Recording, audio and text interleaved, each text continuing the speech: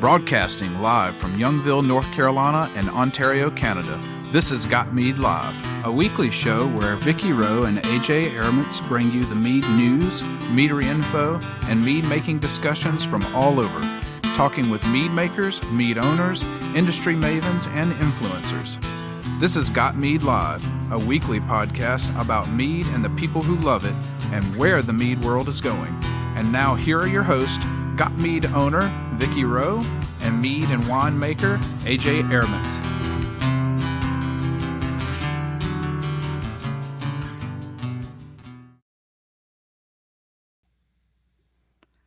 Live from the den of the puppies of the apocalypse, the bunny pen in Ottawa, Canada, and Milburn down under, sort of in and out because he's in a factory right now. Welcome to Got Mead Live. We've got an interesting show tonight. Our guest is Fred Minnick, who, if you went to the AMMA MeadCon this year, was the guy who did the talk on Mead Cocktails. But he's also wrote a book that just released a couple weeks ago called Mead The Libations, Legends, and Lore of History's Oldest Drink. Fred, unfortunately, or fortunately, I guess for Fred, unfortunately for us, has another previous speaking engagement that doesn't end until, well, now. So he's coming on at 10. And so we're gonna just chat about mead and things that, we've tried that didn't work, learn from our mistakes, equipment we wished we'd bought, or are still wishing that we had bought. And a little bit on what's on our list of things we want to make. So and those of you that are on the live, feel free to are on the live chat, feel free to toss us questions and ideas so that we can keep talking about things that are interesting to you. So yeah. Yeah. Yeah, we could actually do the whole hour just on AJ's to brew list, but you know.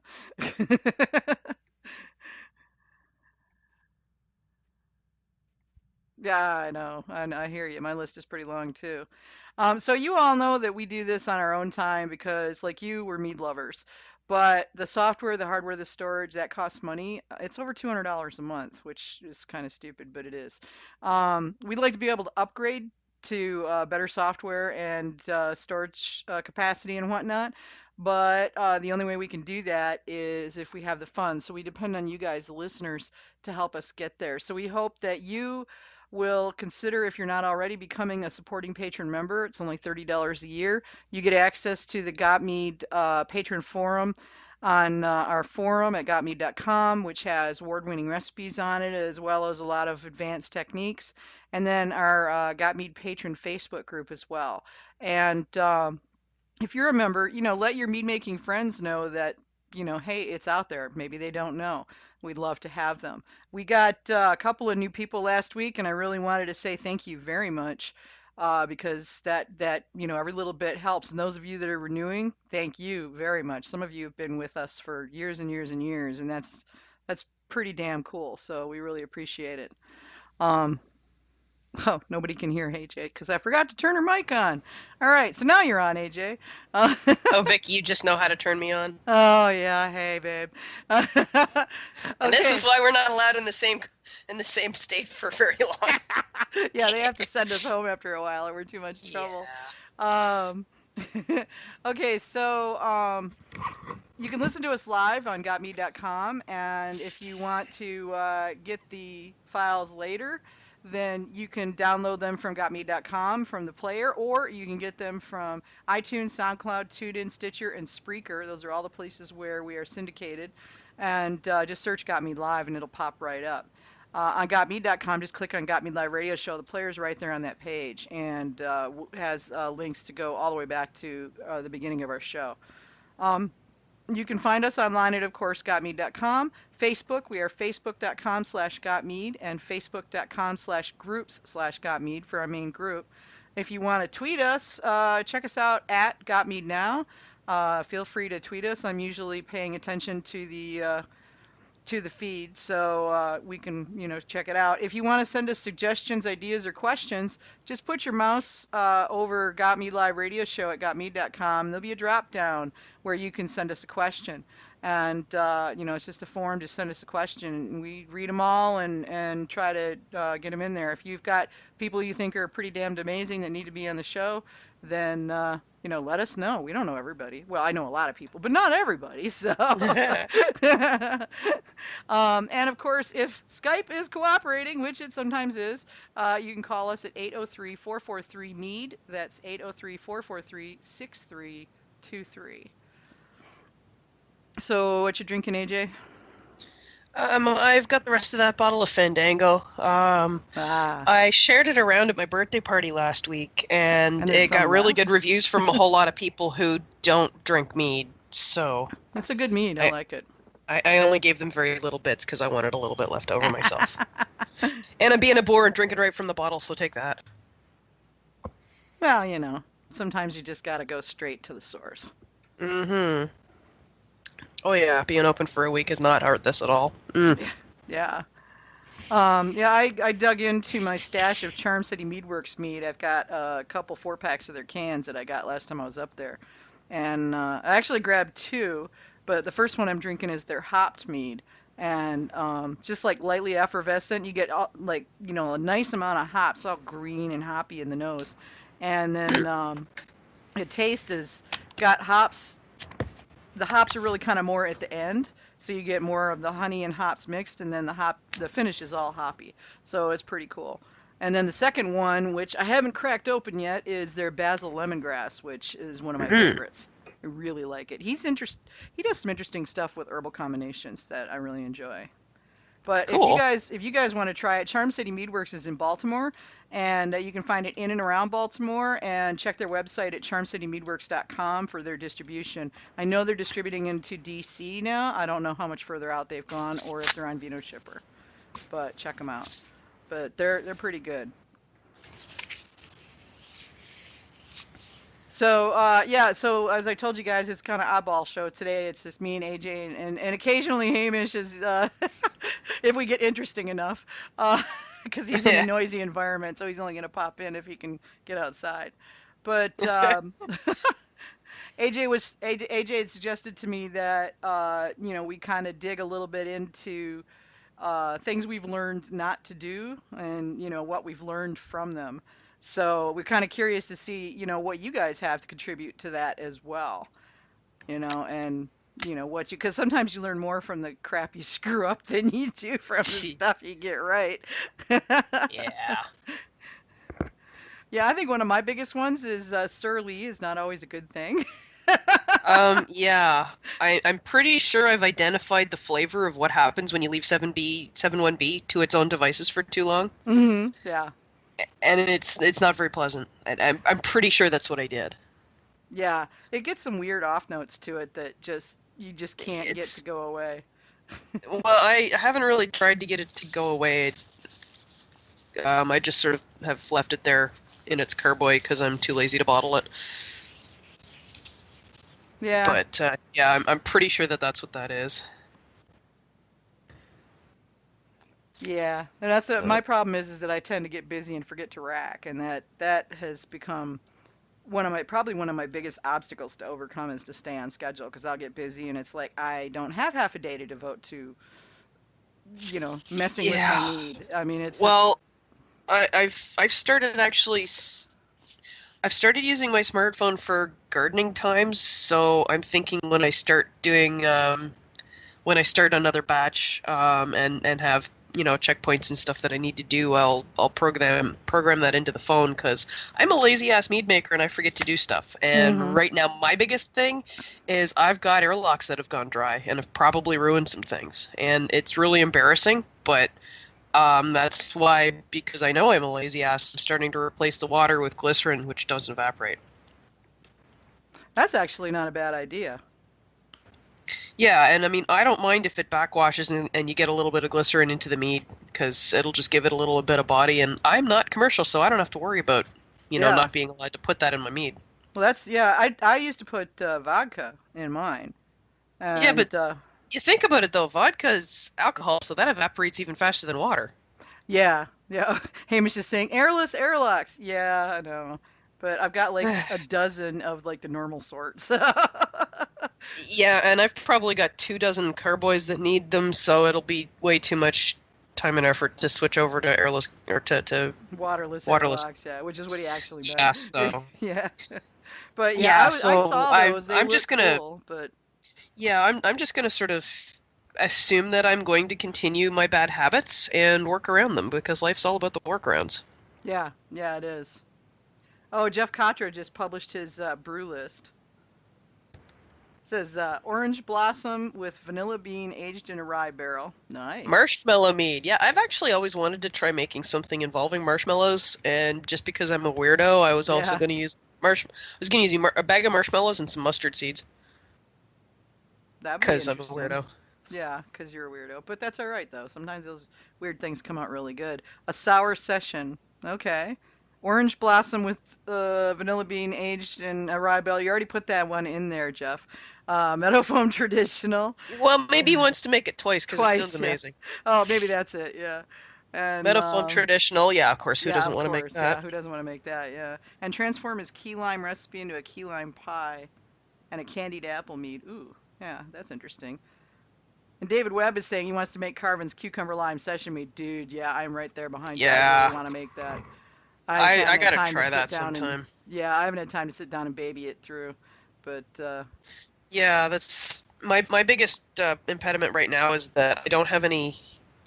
I have a couple of empty carboys, but I don't have room to set them anywhere because I have a whole lot of stuff I need to bottle. And I'm a lazy ass, so I need to get my ass in gear, make sure that, all the stuff that I've got isn't wasted, and if it is, dump it. yeah, So I I went through need yeah. to spend some quality time in the mead hall there, Yeah, I and did figure that. out what's still good, and figure out if I actually need to dump anything, and update all my logs and all of that stuff. Because every couple of months I go and check all the airlocks, but yeah, I really should do that a little more often. Yeah, I got to relocate the well, as soon as I get done rearranging the basement, I'm gonna create a space down there because it's so much cooler down there. It'll be easier to ferment. Right now, the house is having trouble keeping the temperature to reasonable because it's so blasted hot here. Oh Yeah. God, look at Jaden's list: Huckleberry Bilberry, Orange Cream Boucher, Salmonberry, Mm. Trailblazer Cherry Plum. Not even sure what that is. Chocolate PR Boucher, Strawberry Solstice, Jasmine Dragon, Blueberry, Blackberry, and Peach. Wow. Yeah, mine's Oh, actually Peter's not using marshmallows. He's using marshmallow. marshmallow. Yeah, Yeah. that would be actually awesome. Yeah, it would I be. think Yeah. that stuff grows here. It grows everywhere, I I actually believe. would like to make marshmallows using marshmallow too. I think that's actually higher up on my to-do list than making a marshmallow mead with marshmallow. Um, and Peter's list of to brew is everything he's ever made into wine: elder mead, rue mead, choke mead, meadberry, apple mead, everything I see growing that looks good to eat mead. Yeah, that sounds a lot like mine. Yeah. And Jun. He And wants to make actually, Jun mead. so one of the things that I used to do when I wasn't sure how something would turn out as a mead, especially if I worked really hard processing the fruit, was I'd take the fruit bag out after like 5 days out of the wine and then dump some honey over it and re-ferment it. Oh, So then you get an idea of what it's going to taste like if you have the fruit combination with the honey. And also it mutes the fruit a little bit so you can really taste the honey, which I've found in some cases works really well, and in some cases you can't really taste it. yeah. Yeah, I think a lot of Uh, it depends on, what you're doing. Well, I it really, depends on the fruit you're using, and it also depends on the how long you let it sit, because sometimes it's just spent. yeah, that's Like, true. yeah, strawberries and pumpkins are two fruits that you can't really, because once they're done, they're done. Yeah, true. Whereas raspberries, if you don't leave it too long, I've done raspberry. I did a raspberry Concord with the second run from each, a raspberry wine and a Concord grape wine, and that actually, it was awful for about 5 years, but after that it was amazing. I love those It, ones it had, that, they're like, oh, I should throw this out. I should throw this out. I should throw, oh my God, this is amazing. yeah, I know, Every now and then there's something that's happened to, and then some of them just never really get better. But Yeah, that's true. I've had a couple that, well, my first attempt at doing buckwheat with Eastern buckwheat, and it never did stop smelling and tasting like scrapings off a barn floor. It was awful. well, that's kind of to be expected with certain buckwheats, right? Well, yeah. I mean, I learned that was the lesson I learned to use that particular buckwheat as an adjunct honey, not as a main honey. So, Yeah, I've never actually made a 100% buckwheat honey mead yet, but I usually, when I'm making a 5-gallon traditional, I usually throw in a kilogram of buckwheat just to give it a little bit of color and a little bit of flavor depth. hmm Oh, dude, David Webb is saying Tupelo mead in sherry barrels. David, Yeah. I need a bottle of that. Just Peter also wants to do traditional mead made with 20 different yeasts, starting with Red Star Premier Cuvée. Now, in one of the the same one of the mead or like 20 different batches. I'm not sure, but Yeah. what I plan to do is all of the yeasts that I find commonly available to me, I want to do a yeast test with all the same honey, and I also want to do it with a couple of different kinds of melomels. Like I want to do something with berries and something with apples with all my different yeast to find out which one I like best for each application, because I mostly go on what everybody else seems to think, and I don't know that that's actually valid, because everybody always says, don't use EC1118 because it blows all the aromatics out the airlock, and I've had really good results with that, and I find it's actually a lot slower to get started than something like 71B. Like 71B goes like a rocket. Yeah, it does. I don't know. But I've got and I those 4 quarts of the strawberry rhubarb pie filling that I got from the Amish for my daughter's wedding. That it's yeah. still, I just haven't gotten around. Thank God they're canned, so they're fine, But I really need to get those done. I want to get them and see how they work out. It's basically like making jam mead.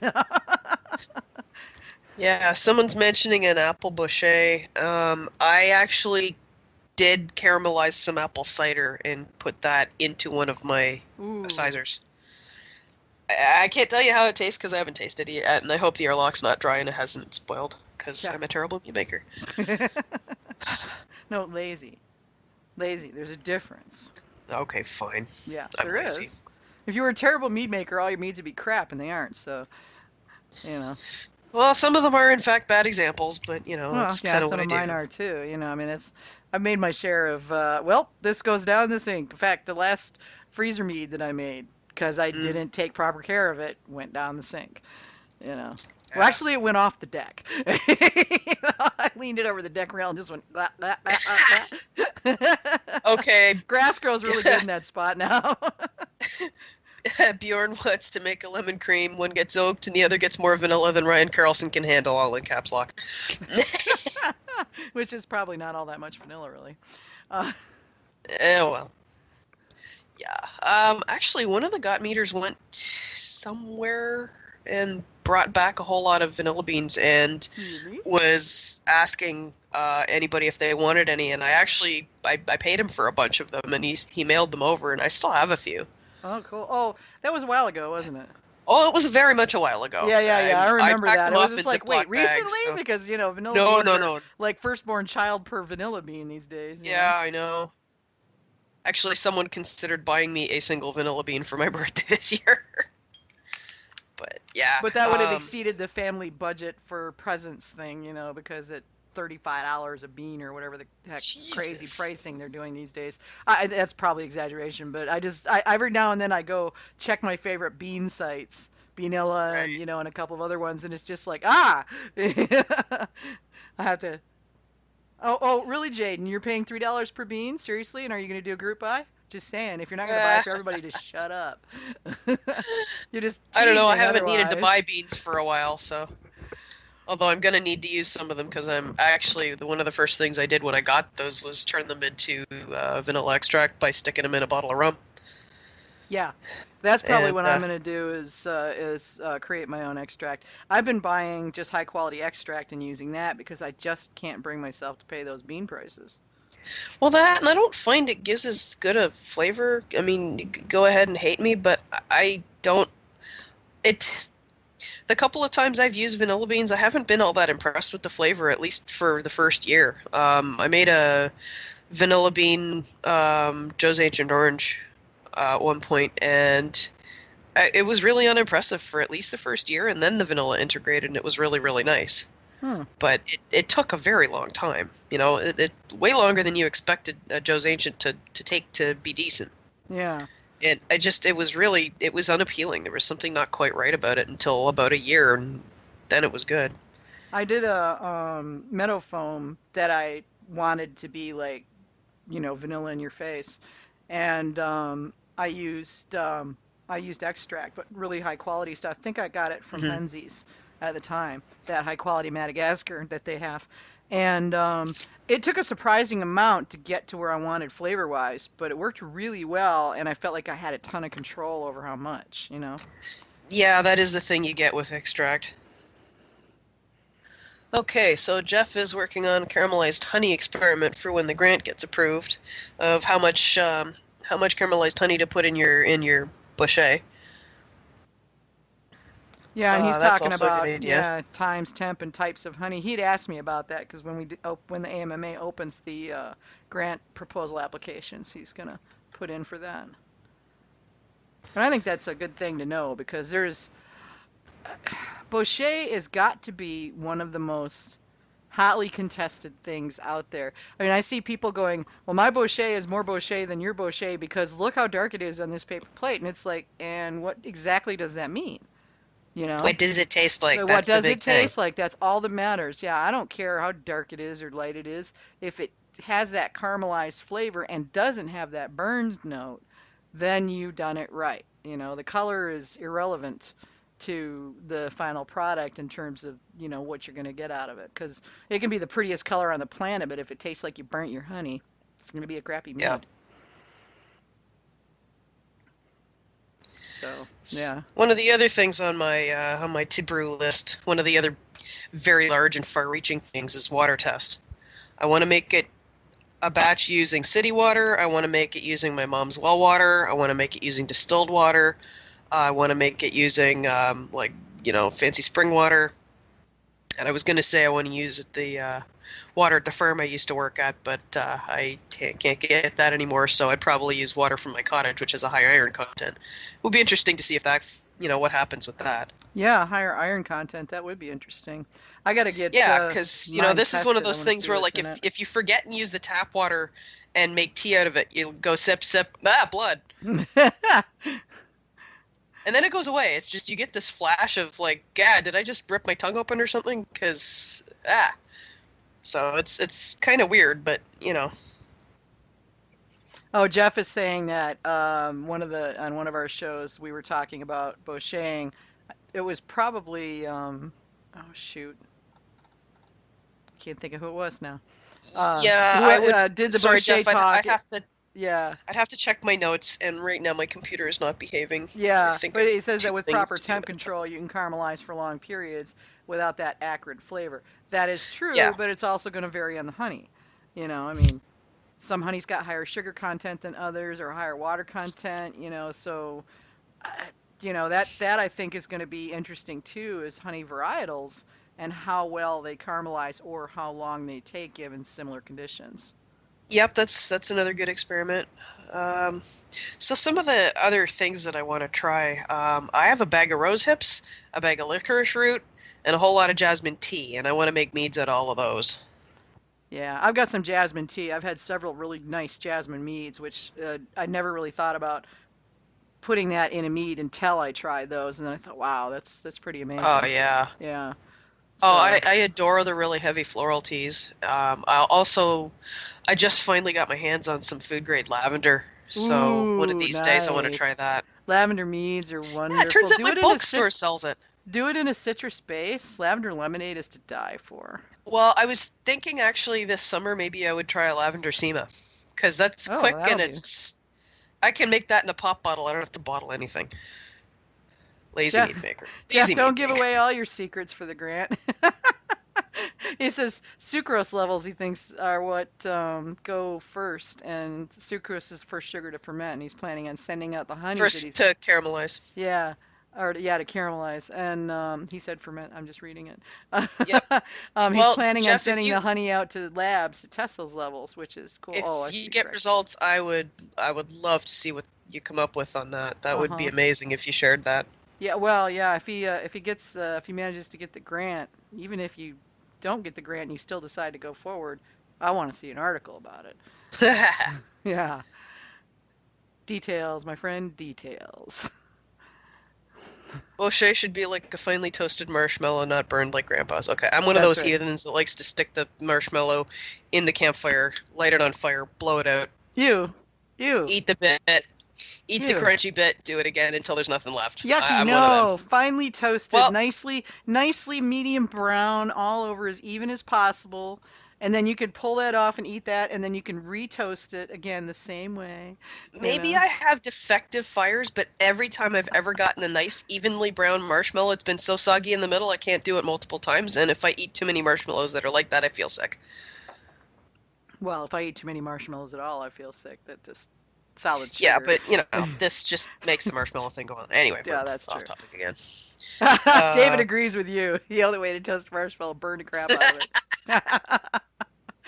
what? It saves on time if you're too lazy to make a campfire because a beeswax candle works just fine. You know, and speaking of marshmallows and toasting, somebody, and God, I'm trying to remember if it was in Modern Mead Makers or if it was on Got Mead, um, was making an actual marshmallow mead, not marshmallow the herb, but marshmallows. And um, Well, and I there was was like, okay, that's interesting. someone in a group brew at one point where a bunch of people all bring something to throw in the mead. Someone put a bag of marshmallows in, and that's what actually gave me the idea to want to do a marshmallow mead. Yeah. But I decided to be a weird ass and add mustard seed to it too, because I'm weird that way. I absolutely loathe yellow mustard, but I don't mind the stuff where the seeds aren't cracked. So No, I like mustard seed. I like yellow mustard too, but I like mustard I seed. cannot stand yellow mustard seed. There's something about the combination of vinegar and turmeric. I love turmeric, I love vinegar, but don't, and I love mustard seed on its own, but don't mix them all together because that's just gross. So no I, mustard mead for you then, huh? Mustard seed mead, yes, but not French's yellow. No, that No, would just be gross. that'd be a weird color too. Ah. Well, turmeric mead would probably be a really interesting color. Okay, so what toys did you wish you'd gotten when you started? One of the most useful things I actually finally need to replace because it's finally cacked is the $3 bottle filler. It's just it's a little straight pipe with a valve on the end that when you press it, it lets the wine flow. And I tried bottling wine about 5 times before I bought one of these things, and it was such a disastrous mess. Got one of these things, and now it's only a disaster if I let it blend, let it go, and turn my head and look away. But yeah, the valve on mine now is too leaky and it doesn't actually stop anymore, so I need to get a new one. But that is probably the biggest thing that did not come in my wine kit starter kit thing. Was that? Yeah, I didn't have a kit. I basically had to go kind of hunt this stuff down, which I was fortunate that there was a brew shop that wasn't, it was only like 30 miles away or so. But yeah, it didn't occur to me to get a bottle filler. So yeah, I was doing the clamp on the tube thing. Oh my God. That part of the floor, I don't even want to look like what it looks. I don't even want to see what it looks like under that part of the floor in the kitchen. It's just that same part where the strawberry mark that's finally faded from the foundation. Oh my. Yeah, it finally. I looked at it the other day and it's like almost completely gone. So it's like, oh, it's kind of cool, and a remembrance of what not to do. So have you got or were given any pieces of equipment that seemed like a good idea at the time, but you never use? Yeah. Gosh, I've got a box full of crap I never use. Well, one of the things that I got and I started out with was supplies, not necessarily equipment, but the acids. I've got, tartaric and malic and whatever, and I've never used any of them because I don't need them. That's fair. Yeah. I know where they are in the store, and most of the time I don't need them because my stuff comes out okay. Well, I But just had this list, that was on the list because I was yeah, going from what's his name's book. okay, Yeah, shoot, drawing a blank, but the not Ken's book way before that. So everything had acid in it, everything. right. Yeah, I bought a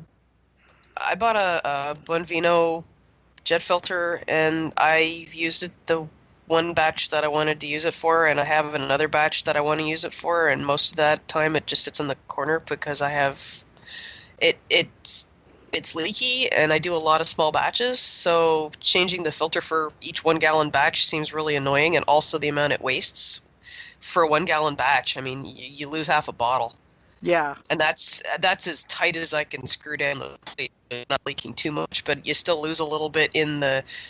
Even if you like, what I did was I had several batches of varying intensity of flavor, so I ran one and then rinsed it with sulfite water, and then ran another and then rinsed it with sulfite water. But you lose a little bit each time you do that. And yeah, it makes the wine or mead really nice and bright and shiny, but like I put it in a clay mug half the time. I don't give a shit what it looks like. Yeah.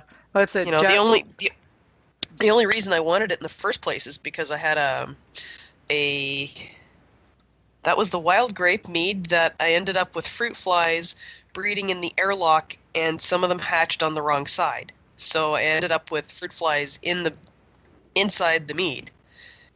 They turn purple when they hatch into wild grape wine, by the way.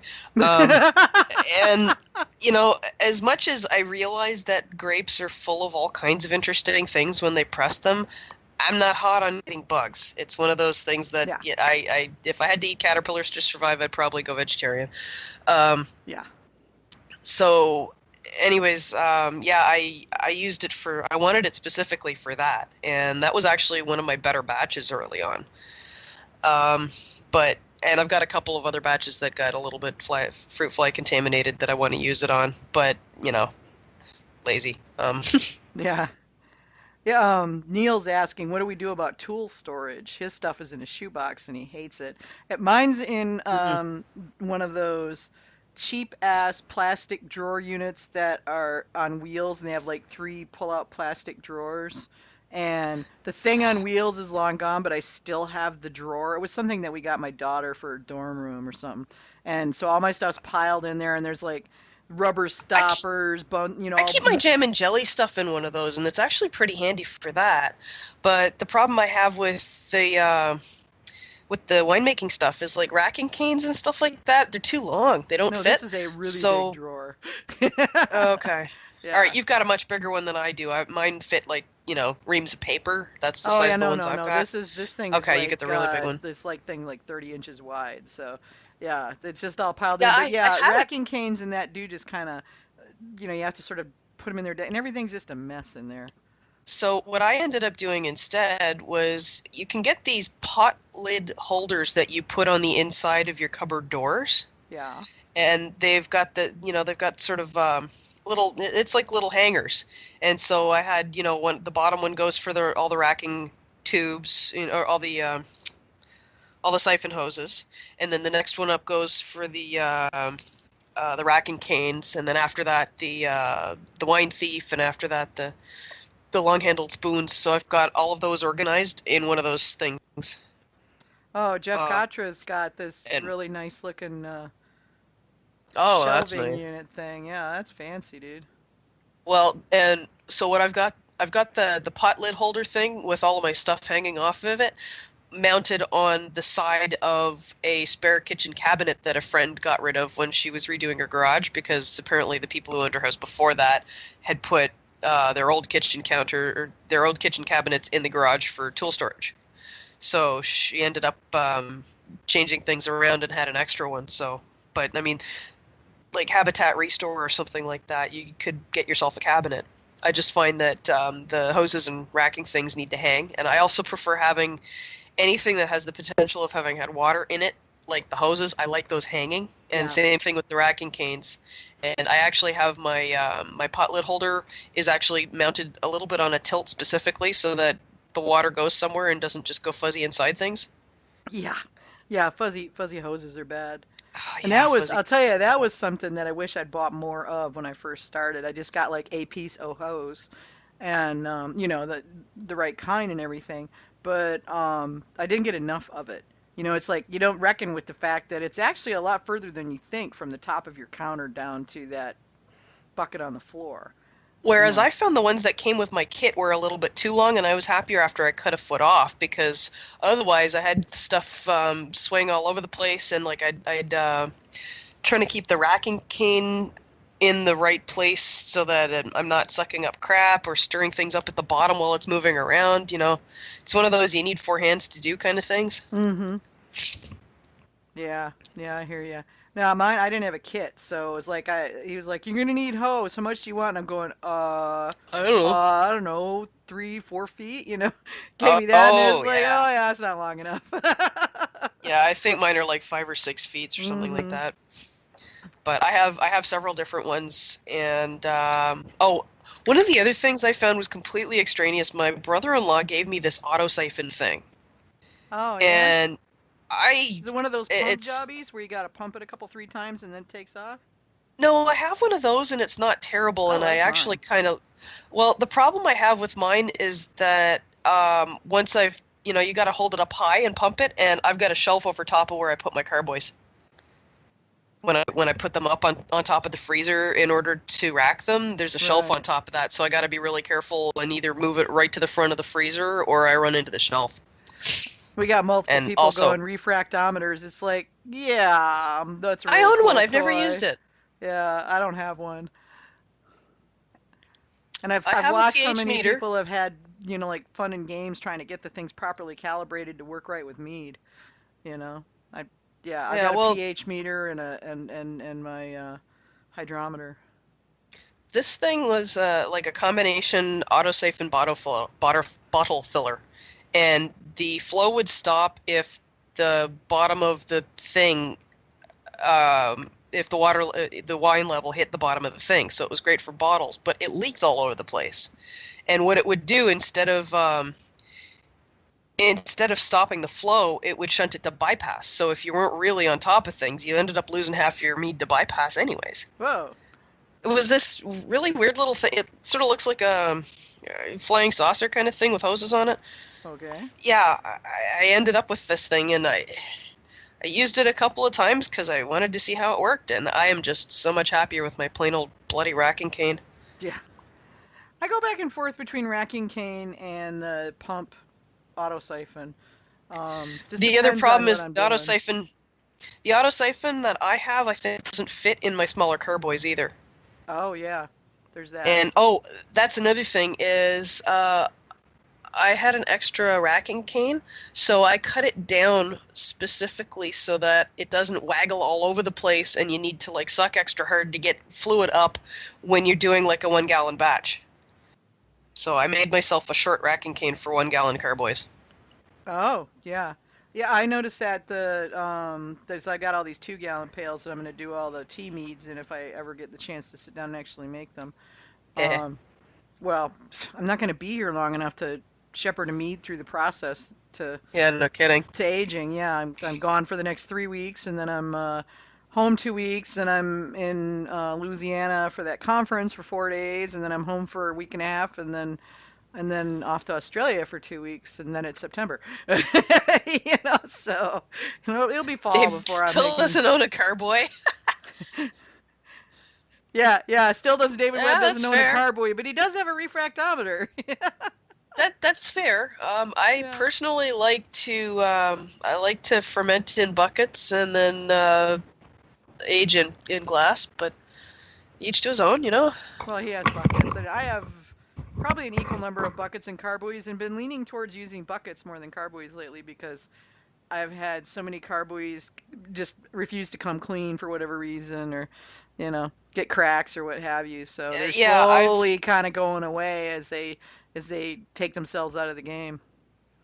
I have got several of the long bottle brushes bent into different shapes for reaching different parts of the carboy.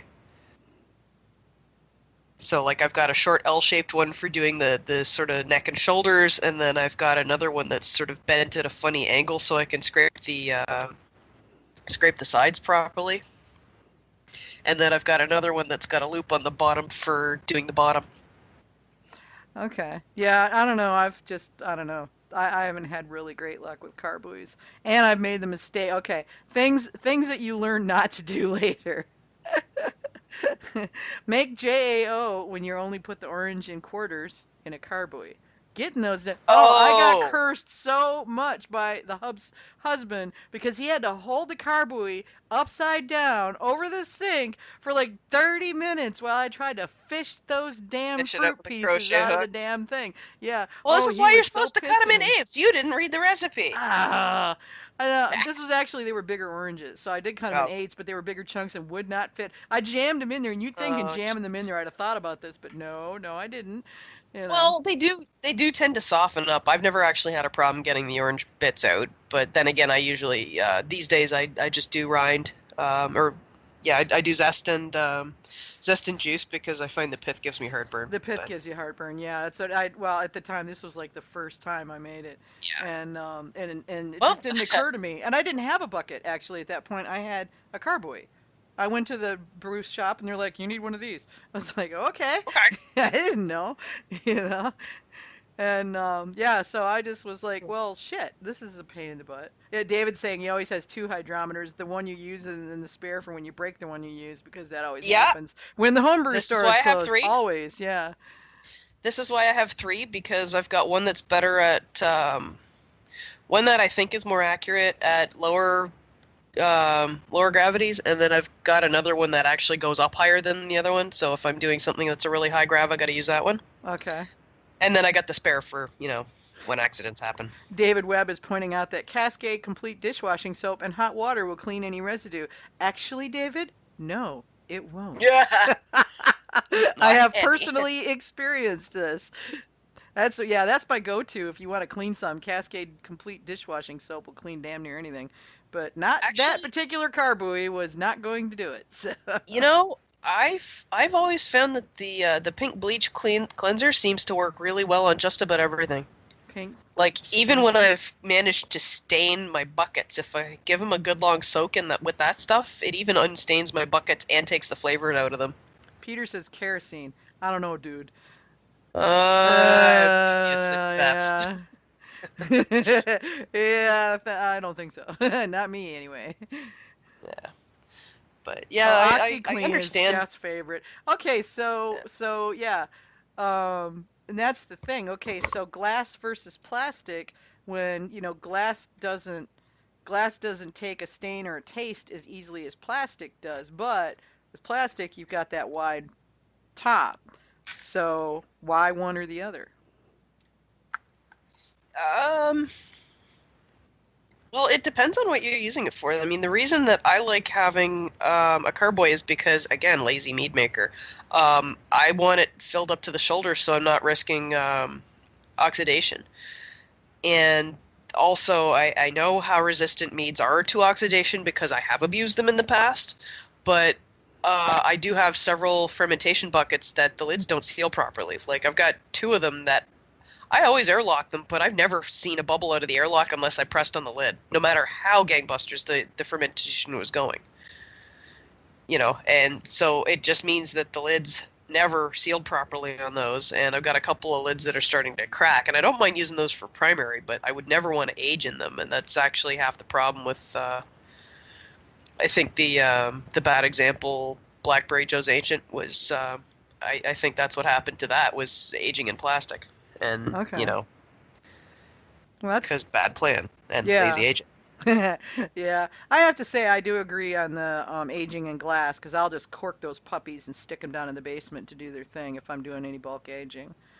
Well, I always layer lock stuff just in case, because I never know how good a seal a cork's going to make, especially if there's any kind of temperature fluctuation and stuff like that, or, if something decides to re-ferment after a couple of months, because I've had weird shit happen from time to time, Yeah, bottle bombs. So I've had those from anything stuff I that's bottled. Pretty much for me, anything that's in a carboy's got an airlock on it. And my rabbit has gone insane. Good to know. He's boinging madly in circles, and he's probably going to hurl himself at the ground soon. So wish list equipment. If you had the cash, what would you get? Temperature control. So a chiller? Yeah, some form of temperature control that does not require me to like soak t-shirts and shit. Or, change ice packs or change water bottles or, I need something that's low maintenance because lazy mead maker. Yeah, I wouldn't mind a chiller. I'd really like, if the money was there, I would like to just have a defined space in the basement where it's always cool that also had access to water so I could wash stuff and that without having to schlep stuff. Part of the reason I never end up making mead down there is because there's a lot of washing and sticky stuff and whatnot, and I don't have any place that I can, that's why I can wash my hands, and that's about it. There's a half bath down there, but it doesn't have a big enough sink to do anything with any of the equipment. See, that's why I had a laundry tub installed in my basement, and that's where I do the bulk of my mead making. But the problem is my space is mostly clogged with bottles that need cleaning and bottles that have been cleaned, and I need to bottle stuff. Oh God, I got boxes. But yeah, I mean, you guys are right. Carboys always take space, and there's no two ways about that. But I just ran out of space and stopped buying carboys. So I have dedicated carboy space and several that need to go because they've got cracks or chips or dings or something like that. And once I've got all of that sorted and get a bunch of stuff bottled, I think I'm probably going to get rid of a few carboys. Because I've got a friend who's always looking for them. He likes to fill them with coins. Ah, okay. Weird. Well, yeah. I know I've got a carboy around here somewhere that's full of nickels, dimes, and pennies. Yeah. David's saying, ooh, he wishes he had a basement. It's because you live in a place with a high water table, dude. Jeff is saying his number one is a Vinmetrica pH TaSO2 meter. Think big, dude. Number two, a conical with temp control. And number three, a floor drain in the basement. Am I have one of those. Correct in assuming that the lack of a floor drain is something that could have come in really handy at some point, Jeff? Something involving a mop, perhaps? Something involving a mop, perhaps? Or maybe new carpeting, if there's carpeting down there, or was? Actually, Peter brings up a good point. If I could get my my laundry tub in stainless, that would be amazing. Because a double sink just isn't big enough. Another little handy gadget that I really like using when I'm cleaning bottles is a bottle blaster. You just screw it onto the faucet, and it's got a valve. You turn your water to whatever temperature you want. You put the bottle on, it depresses the valve, it blasts water into it. I don't find it's great for cleaning, but it's wonderful for rinsing. Yeah. Like the way bottle washing is a big thing, and bottle drying is another thing. There's got to be a better way than a friggin' bottle tree. I have two of those, and I use them, but the problem is lazy mead maker. I end up with bottles staying on them for like years. Right, yeah, same here. But no, normally what I do with bottle drying is I leave them on the tree overnight, and then if they're still not completely dry, I upend them completely, and I pack clean bottles. I pack them upside down. Dirty bottles get packed open end up. Clean bottles get packed bottom up. So that way I know nothing's gotten into them except perhaps whatever may have fallen into the box, which is only going to be around the lip, which will get washed off when I sanitize them. Oh, David points out he has a 25 bottle rinser sanitizer. David, I got to play with one of those when I was at White Winter Winery, and they were bottling that day, and I basically got drafted to help with the bottling process. And so I volunteered to help wash the bottles. So flipping them over, they had a 12 one, but it was basically you flip the bottles in there face down. They had all the little things, and it was already hooked up to the sink. And you just, there was a switch. You just hit the switch and go, shh, and wash the bottles. And then you pull the bottles off and stack them over on the side where they put them on the filler. And it was like, oh, dude, this was so cool. Okay, yeah, that's a win the lottery list. It was a bottle thing, sprinkler, is what it was. I mean, it was basically it had cool. these jets, like 12 jets, and it was already plumbed and organized, so you could just drop the bottles in there face down, or head down, and then you hit the switch and it did its thing. You leave it on for like 5 seconds, and it rinsed the bottles out real nice, and then you just take them off there, and you literally could take a box, a case of bottles, flip it upside down over this thing, and they would automatically go right into the right holes. It was awesome. Oh, Dave just put the picture up. That's cool. Yeah, it's okay. It wasn't quite like that, but yeah, similar kind of thing.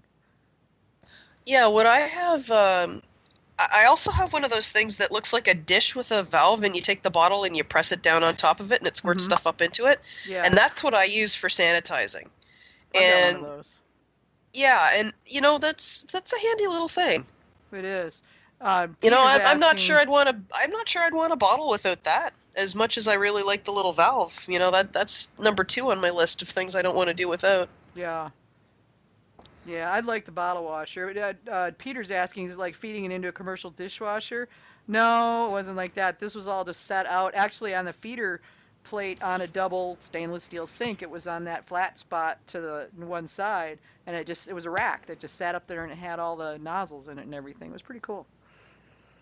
If I had the room for something like that, that'd be great, but Yeah. that's not going to happen in this house. Well, it was also fairly messy. I mean, you got water spraying everywhere, so concrete floor is a good thing, you know. Yeah, with And floor a drain drain in the basement floor. no, You I, know? my basement does in fact have a floor drain, and I'm very thankful for it because I did actually have a meat eruption accident one time while I was a little bit too vigorous with the aeration, and it was really handy to just rinse that down the drain. Yeah, I'll bet. Yeah, Dave says he uses K-Meta and citrate to sanitize, and that's pretty much what I do too. And I rinse them, and then I rinse them with the K-Meta, and then I stand them underneath where I'm going to be racking the wine into them. So I lay them on their side. I do 4 at a time, so do a couple and then lay them on their sides, and then when I lay down the second 2, I pick up the first 2 and let them drain a little bit. Mm-hmm. Because you always end up with a little bit of drainage, and I'm impatient. I'd rather let gravity do the work than me shaking things all over the place. Oh yeah, yeah. I make up a big old bucket of Star Sand and just everything gets dunked. Yeah, I haven't used Star Sand yet. It's one of these days I'll try it, but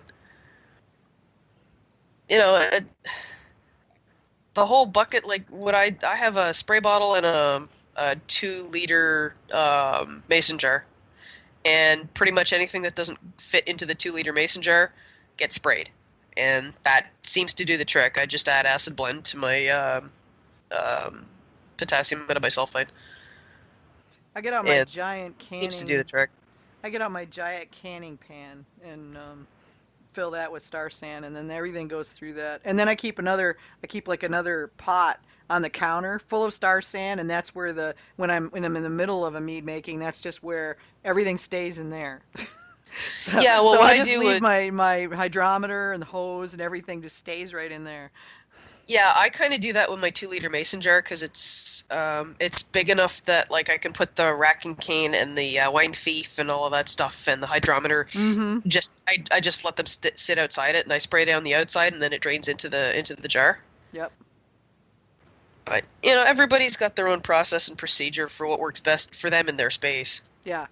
Yeah, that's the thing too, is like what your space looks like and what you can get away with. That's why I live for the day that I can rip the carpet out of the rest of the basement so that I can, have a space that's I'm going to tile down there, so that means that, I'll have the place to put stuff and not have to worry about if a little gets on the floor.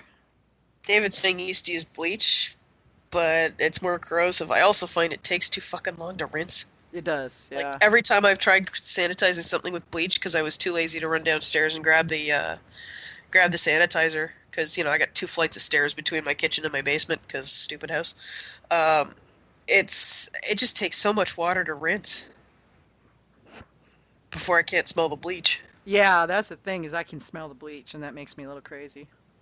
Yeah, and I mean, I know there's a fair amount of bleach in my water, but if I can't smell it, and I can't taste it in my drinking water. And if I can still smell it in the mead or whatever in the bottle that I'm going to be trying to brew something in, Yeah.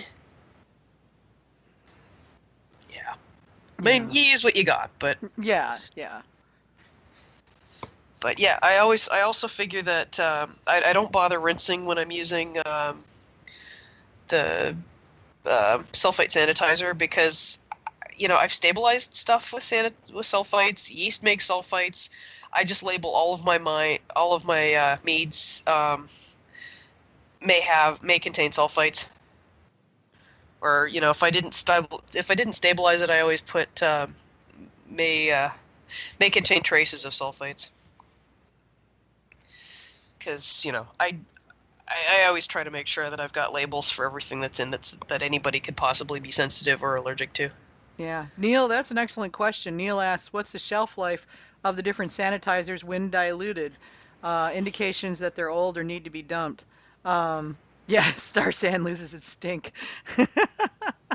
Um, I've also heard, is it Star Sand or one of the other ones that goes cloudy when it's done? Yeah, that's what David was saying, discard when cloudy. Okay, yeah. Yeah. I've had it Yeah, keep for over a month too, like David was saying, and it was fine for a month, and then yeah, it started to go cloudy, and you got to dump it. But it also tends to evaporate, especially if you're leaving it in an open container. So. well, see, because I have a mason jar, so I've got a lid for it, Hmm. and then I've got my spray bottle, which is contained. So I probably have had sanitizer last upwards of a year in there, Yeah. and with for me, I can tell it because it'll start closing my lungs down if I take a good sniff over it. So I got to very carefully do the waft test. And with the sulfites, if it stops smelling faintly like sulfur, it's time to replace it. Yeah. And I've had it in the jar and I've had it in the bottle for a long, long time, like months. So it's got pretty good longevity. The only time the bottle ends up needing to be redone is if I've gone and left the lid off for 24 hours. But again, things you learn by being a bad example. Yeah. Yeah. Will Star Sand damage granite counters? I don't know, but it is an acid, yes. So Probably then. I would imagine then, yeah, if you let it sit on there long enough, I don't think it will if you like spill it and then wipe it right up, but I wouldn't, like clean your granite counters with it. I'd say go for bleach on the granite counters, maybe. Yeah. I would check with the manufacturer and go with Yeah. whatever they say. Because Right, yeah. doing kitchen renos, I did a little bit of investigating with that. And you know what? I'm sticking with my damn melamine. Oh, really? Yeah, well, yeah, okay, it's not pretty, but it does the job, and you can pretty much put anything on it. Yeah, that's true. I can bleach it, I can acidify it, I use vinegar all the time, it's fine. Yeah, I'm there with the find out what your manufacturer of your counters recommends and go with that. That's Yeah, usually because safer. some of them use, some of them use coatings, and some of them have other things, and yeah, Jeff's saying it'll damage the coating long term. Yeah. Peter just uploaded his picture of his jug O Star Sand. Is it cloudy? I don't know. I can't tell from the picture, Peter. Because it's a cloudy jug, that's why. Yeah, that's right. Okay, it's just about time to bring in our guy Fred. He said he'd be ready to come on around 10 o'clock, so let's see if he's got back from his previous engagement on time. For those of you that don't know, Fred is an author and a speaker. He's the guy that gave the Mead Cocktails talk at the 2018 MeadCon. He is the author of 7 books. He's a bourbon nut, so he's written 3 books on the subject: Whiskey Women, Bourbon Curious, and Bourbon, the Rise, Fall, and Rebirth of an American Whiskey. And Smithsonian Magazine actually gave that a Best Food Book of 2016, and it won Tales of the Cocktails Spirited Awards Best Book. That's the event that I'm going to next month. That he asked me to be on the panel for. And in fact, I got to go over the PowerPoint so that I can see what he wants me to talk about. And he says, yeah, that's right, bourbon is a food, and so is rum. And he wrote Rum Curious, which the Atlanta Journal and Constitution named Best Drink Book of 2017. And he's admitting he has a book writing addiction, and so he just finished and released, well, he just finished it a while ago, but just released Mead, The Libations, Legends, and Lore of History's Oldest Drink. There's a link to nice. it. Yeah, and it released like 2 weeks ago. Cool. Yeah, I was fortunate enough to get a look at the galley. He wanted me to look it over and see if there was anything that I caught that wasn't right, because he fully admits he's not a mead expert, but he's like super curious about mead, and because he's a cocktail guy, he really likes the whole cocktail thing. He's really keen on mead and its applications in the cocktail world, and this talk he's giving next month. Yeah, mead meadmixing. So he's cool. got a lot to contribute. I know we got to try the cocktails, and those are pretty good. Yeah, it was interesting. I didn't get a chance to sit in on the lecture. I think I was manning the table or something. But Yeah. yeah, they brought around some of the cocktail afterwards. Yeah. Yeah. We got to Whatever share it it was, I out. found it had a bit too much bitter in it for For me. my But taste. Yeah, same here, but it was still but really interesting though. definitely a good tasting experience. Yeah. All right, so we're calling him right now. We'll see if he makes it All in. right. I really wish that Skype would like show you that they're actually making the call because you have no way of knowing until it comes Hello, on. it's Fred. Hey Fred, this is Vicky Rowe and AJ Ermick got me live. Welcome to the show. Hey, how are you? Pretty good. So you made it home and from your previous engagement, huh?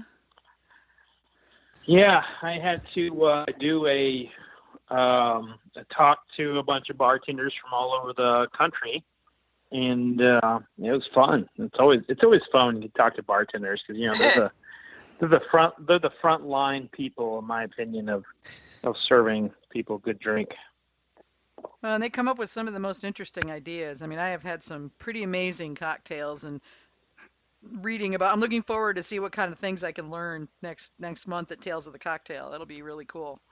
You excited about that? I am excited about it. I'm not super excited about wandering around Louisiana in August or July, but because it's bloody hot down there then. But I'm going to do it anyway because I don't get down Yeah. to New Orleans as often as I'd like. But yeah, I'm really For as looking hot forward as to you the. think it's So I was go going to ahead. say for as hot as you think it's going to be, add 25 degrees. Oh, I know. It's going, Oh, I know. it is Believe me. so Oh dear. bad.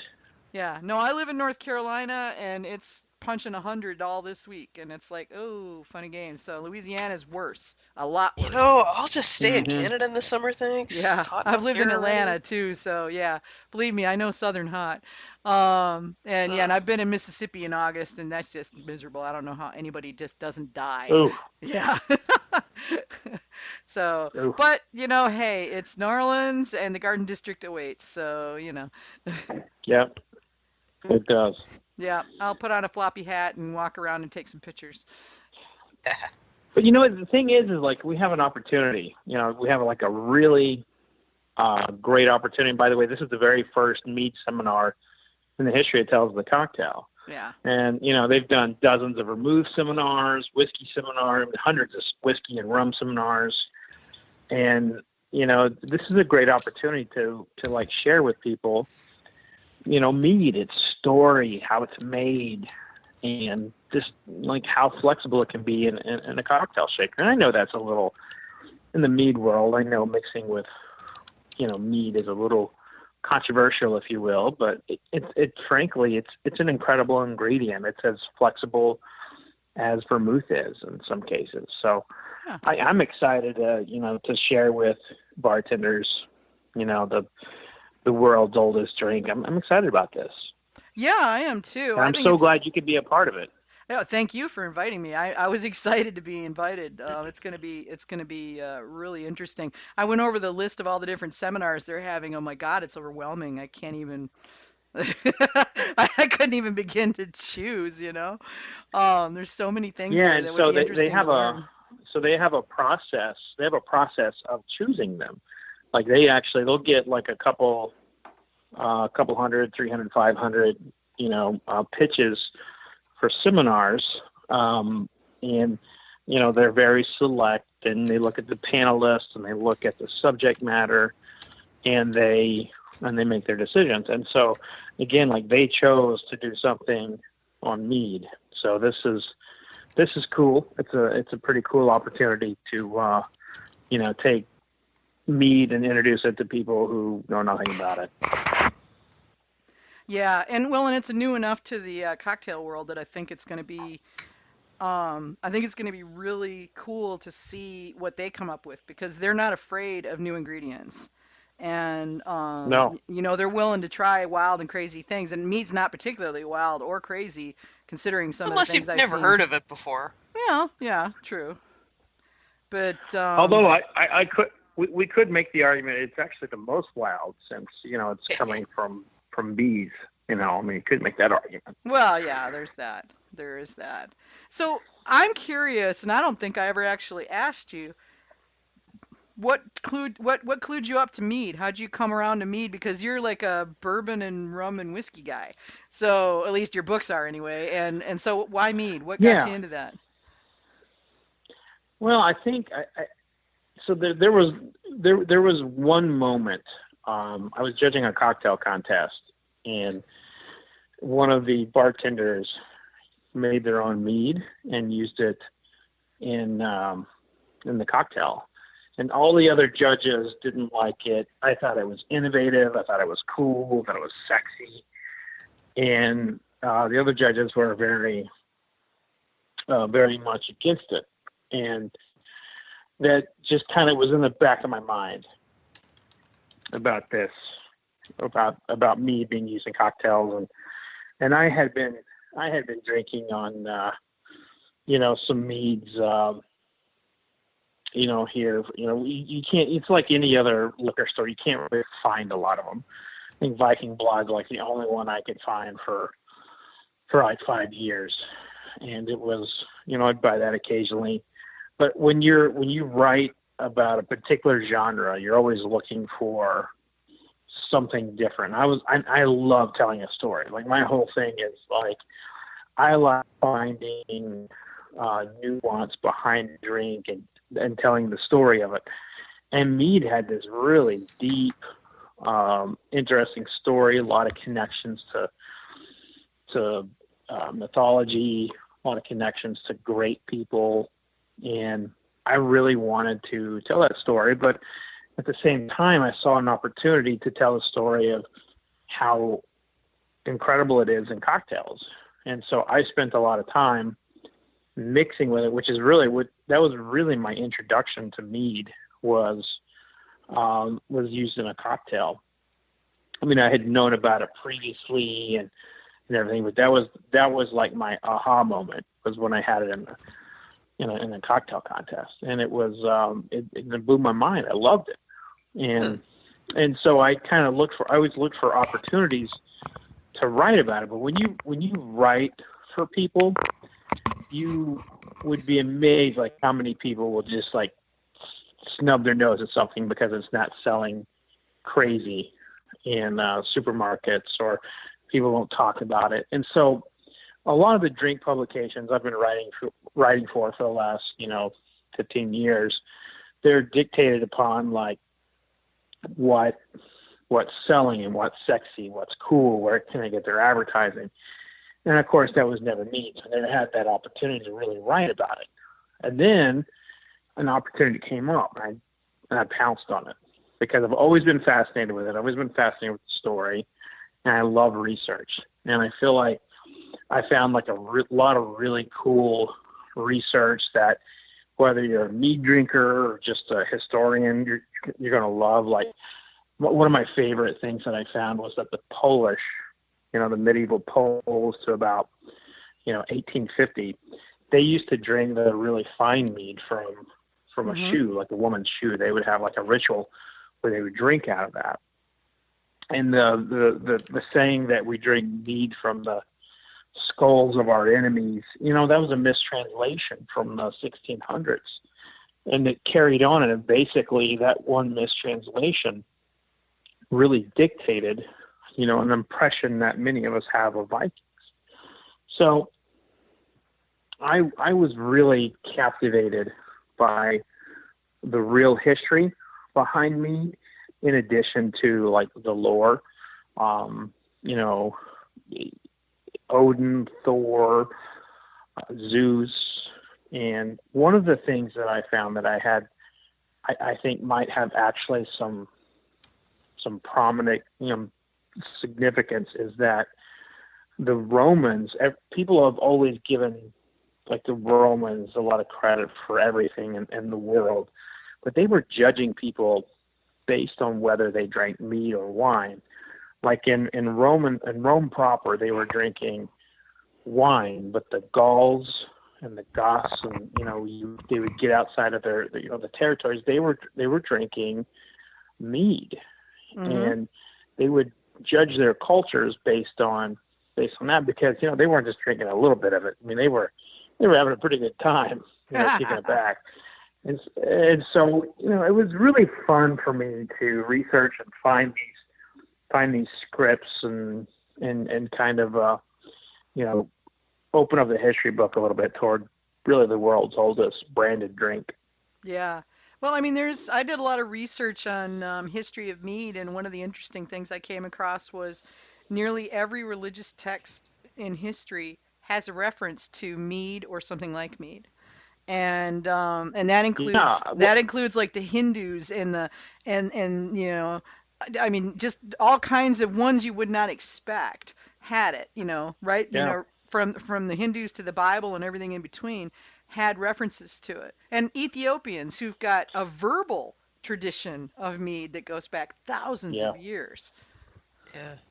Yeah, I think, and actually the Ethiopians were kind of one of my aha moments, one of those kind of moments that kind of like just kind of grabbed me by my soul and was just like, wow. Like, because I love Tej. Tej is like that's probably, if you were to press me to, Tej. get my favorite like variant, it would be Tej. And to think that King Solomon might have actually toasted with Tej and with Queen Sheba Yeah. in that particular section of the Bible, to me that is like, I mean, that gives me goosebumps just thinking about it. Well, Because that's like a connection to everything. Yeah, and they had all kinds of rituals. I mean, they had sexual rituals with this stuff too. I mean, so there's like alcohol found a connection to every facet of life in those days. And if you think about it, like it had to be painful living back then. It was before medicine, before dentistry. So they probably needed to be drunk quite a bit just to get through the pain. Well, you only lived till you were 30 anyways. So. Yeah. You died before most things started breaking down. Yeah. Very true. True. That is actually very true. Did you read the well, of course Dr. Pat, and I mean when he found the Midas tomb, it was fascinating that they found, a honey and grain drink in the cauldron that had been, basically the funerary, here's what you take to the next world with you. Yeah. In the King Midas tomb, and I mean that just blows my mind. How much we're finding out. And the thing is like we have, they have found like Neanderthal bone flutes, 30 for, the dated for 35,000 years ago. And I know that one of these days we're going to find something that's probably like, will have like a residual fermentation from that time. So we really don't know a whole lot about how far back alcohol really goes. But the earliest things that we do know are, they have honey in them. Like what percentage of honey was it a braggot? I mean, what was it? We don't know. But I mean, we find like residual bases of, we find that honey's in there. And I mean, they've even found it in like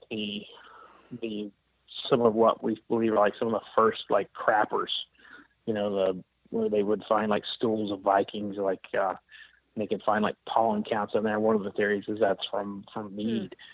So it is great that we're able to find these things, but at the same time, there's still a lot of things to be answered. And where we start really getting really good text and we start getting good information is really about the time that mead, in my opinion, starts falling out of fashion. It starts falling out of fashion in the 1700s when ale and beer is more prominent and winemaking has become much more scientific and traditional, and you start seeing spirits play a role.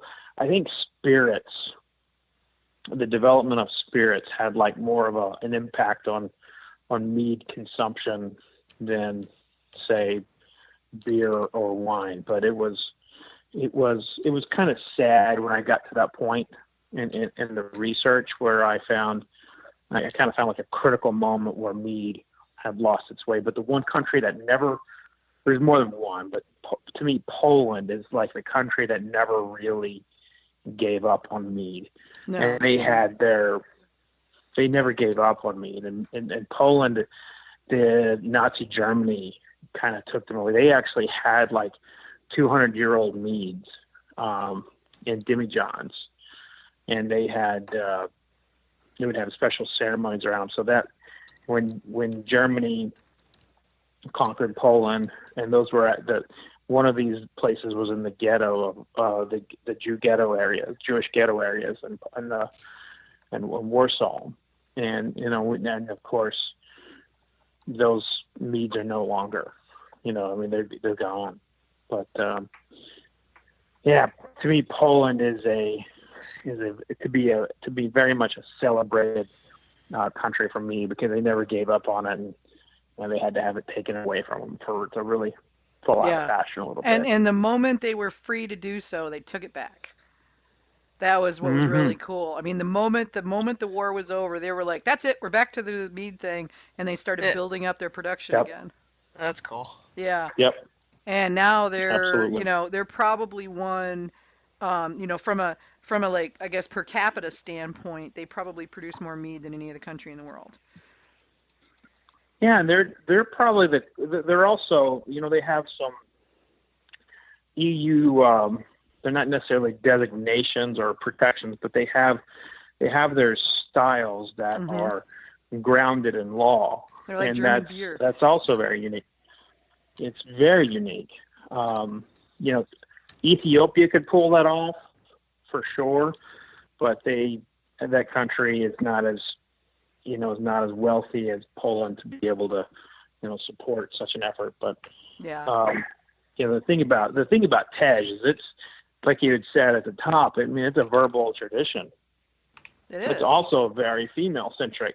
Yes. Like, it is. the men get around to making Tej, and they kick them out. So it's well, and they're handed down. Their Ethiopian Tej is very much like Indian chai. The recipes are very family centric. They are they are managed by the women, and they're handed down from mother to daughter through generations, and they're all unique to each other. You can try 6 different chais in India, and they will all be different. Just like you can try 6 different tejas in Ethiopia, and again, they'll all be different. Because they all have their tradition. Yeah, they've all got their own style, and there's not a lot of it on paper. No, there really isn't. There was, and I've got it posted on Got Mead, actually. There was a gal who, back in the early days of the American Mead Association, the AMA, back in the 80s and 90s, had gone to Ethiopia and actually came back with a recipe that she was given permission to post. And it was... Oh, wow. Yeah, and it's on Got Mead. If you go look under historic, it's on there. And I got permission from the author to go ahead and put it on Got Mead. But it was really cool because that was like my first introduction to Tej. And so I went out and I found a guy who at the time was in New York, and his name was Araya. And Araya got me a bottle of this Royal Tej that he was making, and it was so good. Oh my God, it was amazing. And I've been like wanting to make one ever since, and I went so far as to go to Little Ethiopia in DC to get Gesho, so that I could make it properly. There's a coffee shop there in the DuPont district. It's ran by all Ethiopians, and I can't speak it, but I can understand them a little bit. Mm-hmm. And I was like, you make Tej, don't you? And the woman like dropped her like pen and was like, how do you know about that? Because they make it in the back room. That was just right. I mean, and it was like I was like, can you make that for me one of these times? She's like, well, we'd love to, but I have to. I never followed up on it, so that's a shame on me, moment. But it really is, and that stuff's expensive though. The Gesho is not something that's cheap. No. It's there's a meadery, winery, distillery that's not too far from me in Cincinnati called Woodstone Creek. Mm-hmm. And I know him. And he makes it, but he was telling me that the TTB wouldn't let him put Gesho or Tej on the label. Like Really? he couldn't call it that. So Well, there yeah, are. because it was made here, not Ethiopia. Yeah, but Mm. there's people making it here who are calling it Tej. In fact, But you know our federal government, well, though. yeah, I mean, our federal Yeah. government ask three says, TTB agents, you well, get four different answers. Yeah. yeah, I mean, it is what it is. It is what it is, yeah. Okay, so I know you ran across the honeymoon legend. So one of the things that I mean, Mhm. I've seen so many meaderies that put the honeymoon legend on their labels, like the honeymoon, they, give them enough mead to, keep them busy for 30 days so they produce that male child and, or at least get one Yeah. started anyway. And it's a really fun legend that I've never been able to find any primary source that supports it ever. It's a great legend, but as far as I can tell, that's all it is a legend. It is not Yeah. based in Well, any truth that I've when been it able to uncover as yet. well, one of the things about research is that you'll find that a lot of a lot of like oral histories pass through in texts. Like I think I found something from the 1700s on that. So or 1800s. I can't remember I can't recall the date, but it was a pretty old one. And so when I get something that is relatively old like that and it's been passed up, from an oral history perspective, it's one that I give a little bit more credence than it was, let's say, at Bob's Meadery or something. So like Yeah. there's Fred's Bank. and the book that I put forth was not a scholarly effort, and I've done scholarly efforts. This is more of a fun, some fun historical, tidbits with some cocktails and a very cursory how to make mead. But it's not something that I would ever take to a historical board, and I would never give it to Dr. Pat, that sort of thing. 'Cause, Yeah. but you do have some credence in those older sources because you can say for certain that this is something that people believed back then in the time when they were still afraid of a full moon. Yeah. So Yeah, that's true. I found a lot of the references that I used as like starting points for my mead research when I was looking into the history of it, because I'm a lay historian. I am not. Mhm. I mean, Dr. Pat is like so many orders of magnitude beyond me. It's not even in the same well, yeah, galaxy. He's like a he's a yeah. yeah. Yeah, He's he's Dr. something. Pat. He's like one of my heroes. So but he was one of the people that inspired me actually to start researching the history of it, and it was some of his things, the Hochdorf cauldron, the King Midas Mhm. thing that sort of supported a lot of my historical endeavors. So I was like using Yeah. those as jumping off points. But I had found this collection of it was an online collection of religious and religious texts and legends, so like the Rig Veda and the Bible and the and the Eddas and Beowulf and I mean just all of this sort of Mhm. mishmash of stuff, and I basically, and it was all indexed, so I searched the word mead and then started running down those references and then using those to do further research, to try to find those things. And that's how I found things like the Hochdorf cauldron and the stories of the mead halls and the honeymoon thing and all of that stuff. So, but yeah, I've not found Yeah, a that's lot of it is legend, which may or may not have a core of truth. Many legends do, but it's just fun searching and finding so many references to it in every culture, every culture. absolutely. Yeah, I mean it's mead has a very minimal impact into our culture, American, but it had some. The one that I had found that probably was very interesting was during Prohibition. There were people who were robbing, honey facilities to make mead because it was not something that the prohibition agents were really tracking. So it was, That's they interesting. could, so they could get a lot of, get bukus of honey, add water to it, and yeast. I mean, stuff is probably awful, don't get me wrong, but, they weren't necessarily looking for quality back Bathtub then. mead. So, yeah, but it's a, I feel like the American culture really has a huge impact on home mead making, because you would see all kinds of like good housewife keeping, local newspapers and everything, educating local citizens on how to make mead.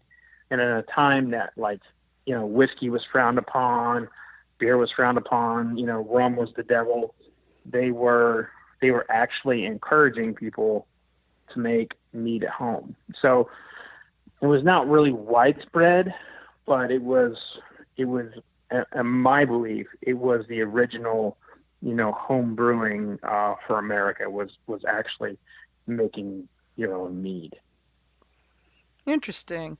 Yeah, the last references that I found, and I admit I didn't look much further beyond the time, but the last sort of official references, I guess, that I found for recipes and whatnot were in Martha Washington's published recipes that came out during the colonial days, and those were interesting. By the way, Martha, the Washingtons were just straight lushes. Yeah, they were. So Yeah, well, everybody good. drank like fishes then. I mean, it was crazy. They drank like fishes, but the Washingtons were whales. So let's just get our founding father was like he was a distiller and he drank so much. Like I mean he drank way still way yet too much. managed to lead us to independence, which is kind of amazing when you think about it. Would he have been more or less effective if he hadn't been drinking? Our Sir John A is the same. Oh, really? Well, it's funny. It's like actually the tax on molasses was a big part of the pursuit of independence. So. Mm-hmm. Yes, it was. Yeah. So, I mean, we were all just trying to protect our drink back then, I guess. Well, I mean, there was a brewery on just about every corner then. They had more breweries than they had churches in those days, so which is saying something. And some churches did brewing. That's true. That's very true. In fact, some churches still do brewing. Not here, but actually, no, here. There's a Catholic monastery in the Upper Peninsula of Michigan that makes their own booze that they then cook into food. They have the best rum cake on the planet. Oh my God, so good. So good. Every time I go to Upper Michigan, I and it's like way the heck off in the woods. You have to know where to look for it. But if you find it, oh my God, their stuff is just, they got a fruit cake. I mean, most people just kind of like turn their noses up at fruit cake, right? Their fruit cake is like, if they have fruit cake in heaven, this is what it tastes like. I mean, it's just so good. Oh my. It is just booze soaked and the fruit is all perfect. Oh my God, it's just amazing. Sounds great. Oh yeah, it's really. I'll get you the stuff. So if you ever get up that way, you can go check it out because they're really great. And that's how they pay for their monastery upkeep is selling. They have booze. I got brandied peach jam to die for. Oh my God. I mean, they put booze in everything. Well, they're Catholics. Catholics are okay with booze. Baptists, not so much. But Catholics like their booze. Yes, we Catholics, we love booze. You do love your booze, yeah. I'd say I've got a lot of Catholic friends, and they're all right. They keep right up. In fact, they usually blow me out of the water. But I grew up Catholic light, i.e. Lutheran. So. Sorry. Yeah, and my husband's a Whiskeypalian, so yeah, or so yeah. But yeah, it was just really cool because that was, I mean, they're, everything they've got's got booze in it. I was like, dang, this is great. Brought it back, and my dad and I just kind of like ran through this stuff. It was so good. But I mean, there's still, there's unbroken traditions of some monasteries in Europe that go back hundreds and hundreds and hundreds of years of making their own stuff. The Lindisfarne Abbey has Yeah. been, which unfortunately now they've kind of gone commercial to the point where what they're making is white wine flavor with honey. So it's not truly Mm. mead, though it is tasty stuff. It's not mead anymore. It was at one time, Yeah. but Yeah. yeah, not since I've been We aware know of them. the Russian monasteries used to sing special songs Hmm. and would include mead in their music. And yeah, so mead definitely plays a part in the monastery world. Yeah.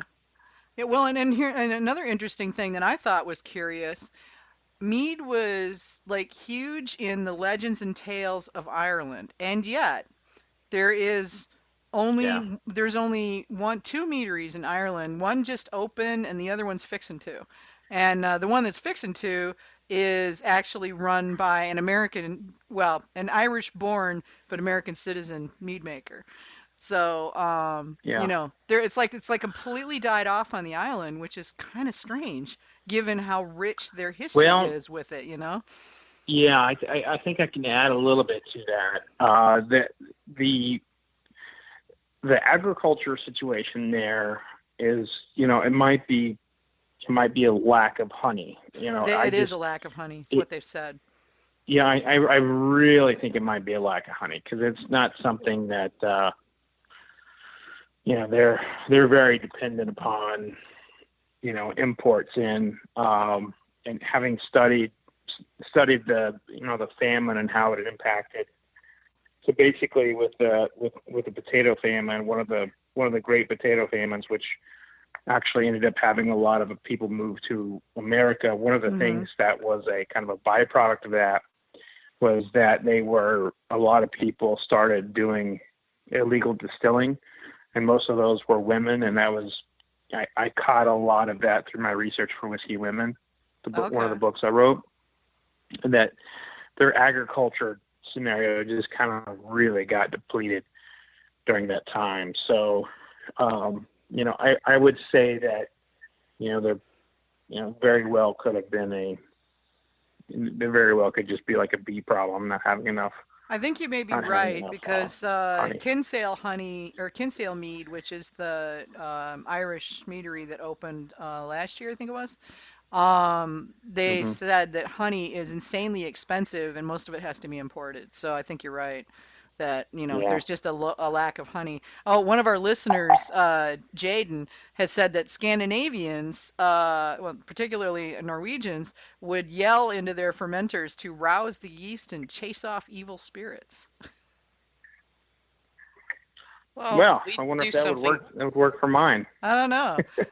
We do something similar to the internet Grablies before every show. Yeah, well, yeah, we do. We do. We do the warding off of the computer evil spirits before the show airs. And we did it this time, There's and so it many worked. though. Yeah, yeah. We have to do it before every show or something goes wrong. Uh, so I'm curious, what did you learn about mead when you went to the MeadCon, the AMMA MeadCon? Because we kind of dropped you in the middle of Um, all these mead makers. yeah, yeah. So, what did I learn? Well, I learned that you guys use the F word a lot. Yes, yes, we So do. I was sitting at a table, and there was it was with David Myers, and I can't remember his name, the guy from Colony Mead, and a couple other people.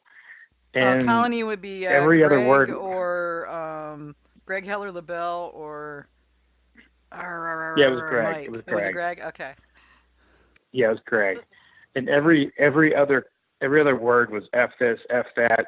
They don't know mead. F that, F this, F them. I was just like, I spent 9 years in the Army. I was like, mead makers have the military outdone when it comes to curse words. Yeah. So, We're the and redheaded that was stepchildren of the alcoholic industry. We really are. So.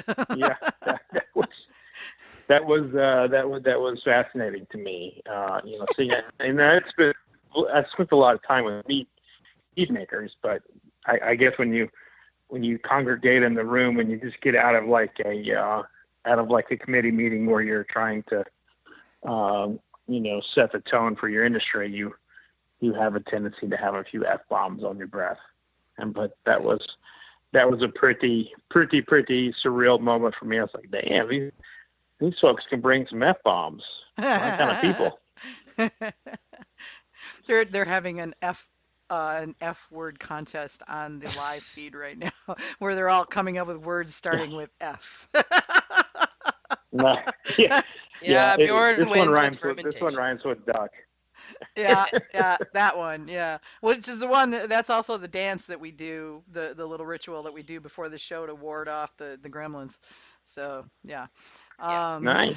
Yeah. The funkity fuck dance. Yeah, pretty much. But no, the other thing is like something that I'm fascinated with is branding. Like I noticed that there seems to be a conversation of like, do we try to move past our, kind of like legend and lore branding, e.g. Vikings, or do we try to be more in the realm of like wineries or breweries? And I felt in just talking to people privately, because this is something that I'm fascinated with. I find that mead has a, the conversation. It's not that there's an identity crisis or there's just not a cohesive. There's not a cohesive thought as to how it should be branded. Should it be in a wine bottle? Should it be in a beer bottle? Should it have a fantasy label, or should it have a kind of a new age, gopher on there killing a golfer or something like that? We know which one you're talking about. Uh-huh. Yeah, that'd be, so there's to me, I felt that passion, and I felt the wheels turning on that, and like, unifying and figuring out how to stand out in liquor stores. And that's refreshing for me, because a lot of the things that I'm around and I cover now, it's like people aren't working together.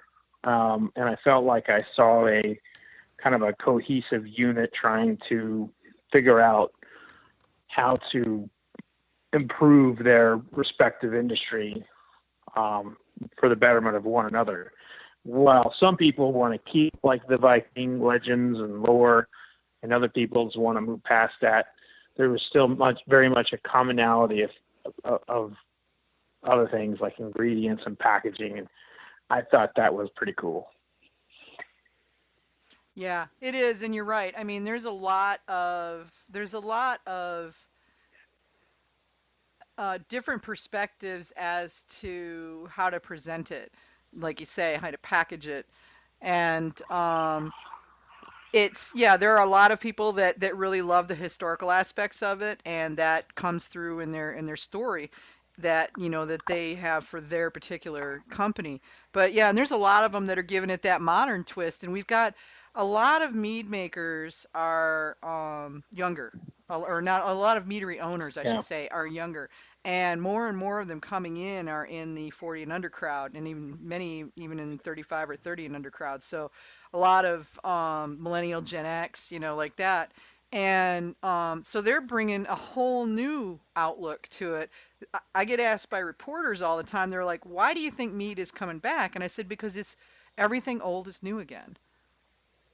We've come full circle, Sometimes 2,000 years old, but yeah, well, yeah, totally. I totally agree with you. Yeah, it's one of those that people are rediscovering something that had kind of fallen off our collective map for a couple of hundred years, at least in this country, and or in the United States. AJ's in Canada, so but it had fallen off the collective thought map of most Americans. And and so all of a sudden people started doing it, and then more people started doing it, and then a whole bunch of people started doing it, and now we've got over 400 meaderies in the country, and we're starting to see interest from places like the New York Times and Time Magazine, and so big publications who would never give the time of day to some piddly little fringe booze like Mead are all of a sudden seeing this trend going on. And there's like trendy New York Well, bars that are making these cool cocktails out of mead and, you know. well, not to tap into something that I know, 51% of your listeners will hate, but I in studying drinks from a modern media perspective, like let's say modern media is like radio, like going back to when radio was in vogue, in the 20s, and then going to TV, and then now TV, internet, everything. Pop culture plays a big role in what people drink. So what did Frank Sinatra drink? I'm just going to throw that, ask you a question real quick. What did Frank Sinatra drink all the time? I believe it was whiskey, wasn't it? Think. Right, but there was a particular brand, and he sang about it all the time. Oh yeah, okay. Shoot. Jack Daniels. Jack Daniels, right? yeah. Yeah. And so Jack he sang was about a huge Jack thing Daniels for many, many years, like 3 decades after he sang about that. Jack was like the whiskey. And they actually hired someone to follow him around all the time with a case of Jack Daniels. So if he ever ran out, he had Jack Daniels waiting on him. And no wonder the man was a lush. Yeah, that's how that particular brand really came to promise. And vodka, it gets its kind of fame in the 1960s because James Bond said he wanted a martini shaken but not stirred. And that was one of the pieces of starting the vodka craze. Mm-hmm. Whiskey, American whiskey, starts making its comeback with Mad Men and Boardwalk Empire and many other things. And I believe that mead has had this really incredible uptick because of things like Game of Thrones and the Vikings, and just this general desire to learn more about who we are from our past. You have people on Ancestry.com, figuring out what, who they were or who their ancestors were, and they're like, oh, I want to drink like them. Oh, they were Vikings, so of course I have to drink mead. Oh, they're Scandinavian. Oh, well, I've got to drink mead. So, I think it's an ongoing discovery of who we are from our past, and also a little bit of who we are right now with some entertainment. Yeah, it is. It's interesting when you look back and you kind of trace back those popularities to where they came from. That is, yeah, you don't really think about it. And there's plenty of interest in the category from from the trade side. Like I've had a lot of people that are like, on the national trades, like the people who own, major brands of whiskey or wine or whatever. They're like, why the hell did you write a mead book? And they're like, most people are like, this doesn't make sense for you. And I'm like, well, I'm fascinated with it. And, I also make mead. I'm not going to say my mead's any good. I would be very nervous about you tasting it. But I make it. And it's something that I feel comfortable with. Yeah.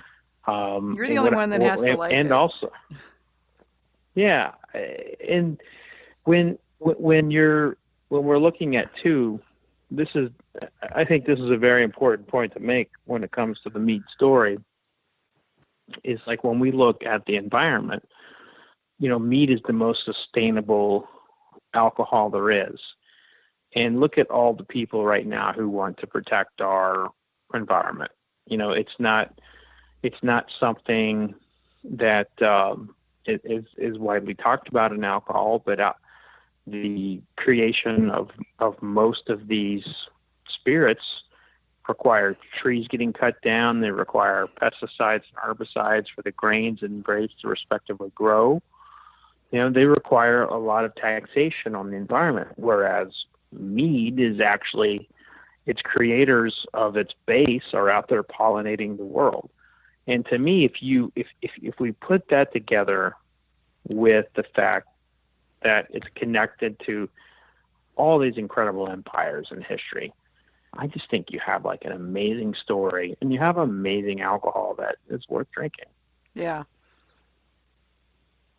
And I love the flexibility of it. Uh, all the other mainstream alcoholic beverages have like they have like a way they do it, you know, and Hmm. and a path that they follow. And there's some variations around that path, but they tend to kind of run more or less in a straight line, you know. And especially when you're looking at wines, you know, not including fruit wines necessarily, but when you're looking at like grape wines, you know, there's the grape styles and the, you know, the grape types, and that's your wine. You know, and there's not a lot of, you can't get real crazy with it, or you kind of get, you know, kicked out of the wine club. So, you know, and then, Yeah, I mean, literally, it depends on like where you live, but yeah, sometimes literally, yeah. yeah, sometimes literally. Yeah. Well, there's we actually, we had, Raphael Lyon. I believe you met him at the MeadCon. Hmm. Um, he has Enlightenment Wines in New York, and he makes natural mead. So he does a lot of natural fermentation, wild fermentation. He does a lot of minimally invasive mead making, if you will. So very little in the way of nutrients and stuff like that. And uh, you know, in mead, that people look at that and go, "Oh well, I don't know." You know, I mean, it's not fondly looked upon. And he is following in the footsteps of the natural winemakers who are in opposition to the regimentation of winemaking to create a perfect and completely repeatable wine every time, you know? And so, you Yeah, know, we've even got our own rebels amongst the rebels because we're kind of already rebellious, you know. But I always tell the reporters that we're kind of the Wild West of alcohol because anything goes. There really aren't any rules, There really aren't. which is, the fun part. well, Yeah. yeah, there are no rules, but when you are, so for my world, like a little bit of guideline kind of helps, you know. So if they're, I have this in my head because I come from whiskey, and we put things in 51%. I have this in my head, like, it has to be at least 51% honey. I just, to be mead. And so like what I remember, so I was at Disney a few weeks ago, I saw, and yeah. there was you saw that, and Yeah, well, I your posted a email kicked picture. back. I'm at Disney playing. Don't bother me. Return thing. Uh, Oh yeah, Yeah. So that's, yeah, yeah, that's true. so Yeah, yeah, I knew you were at Disney because you had the out of town thing. yeah, that's right. Well, there was this. Uh, there was this. The National Honey Board had this exhibit at Disney, and they had a mead that was like for $4 or $5 or something like that. And I was like, "There's no way that's a mead." And it was just a wine, like a Florida wine flavored with honey. I was like, "How are you calling that a mead?" You know, but whatever. Yeah, no, I mean it, we we have a lot of fun with it. I mean, there's no anything you can put in there that you can get away with. They put in there, fair and part. if you're not doing it commercially, it's pretty much anything you can put in there that you want to get Won't away kill with. you. That won't kill you, yeah. And there are some things that go into some of these that could kill you. We've seen some posts on the Got Meat forums that were like, dude, really? That's probably not a good idea. You know? Yeah, yeah. I see that. Like, you definitely have to be careful. You know, you can't just throw some crack cubes in there and some, meth. And flavoring with meth or crack is probably not a good idea. Yeah.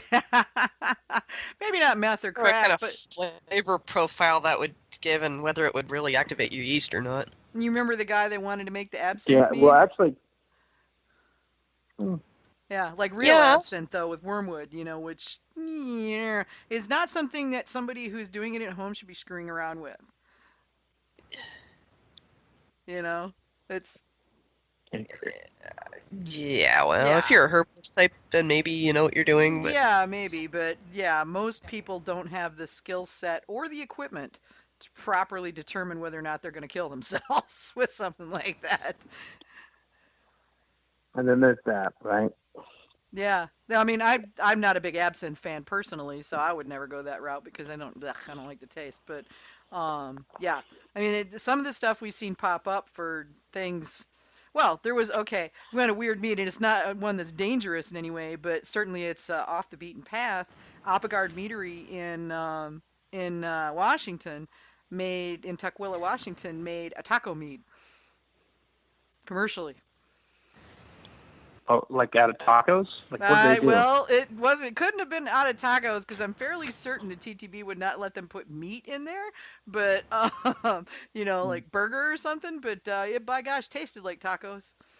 I don't know how they did it, but it Wow. tastes like tacos. And if you like that kind of thing, it got snapped up because it was different. It was interesting. It was weird. And we like different, interesting, and weird in this crowd. Interesting. So Yeah. yeah.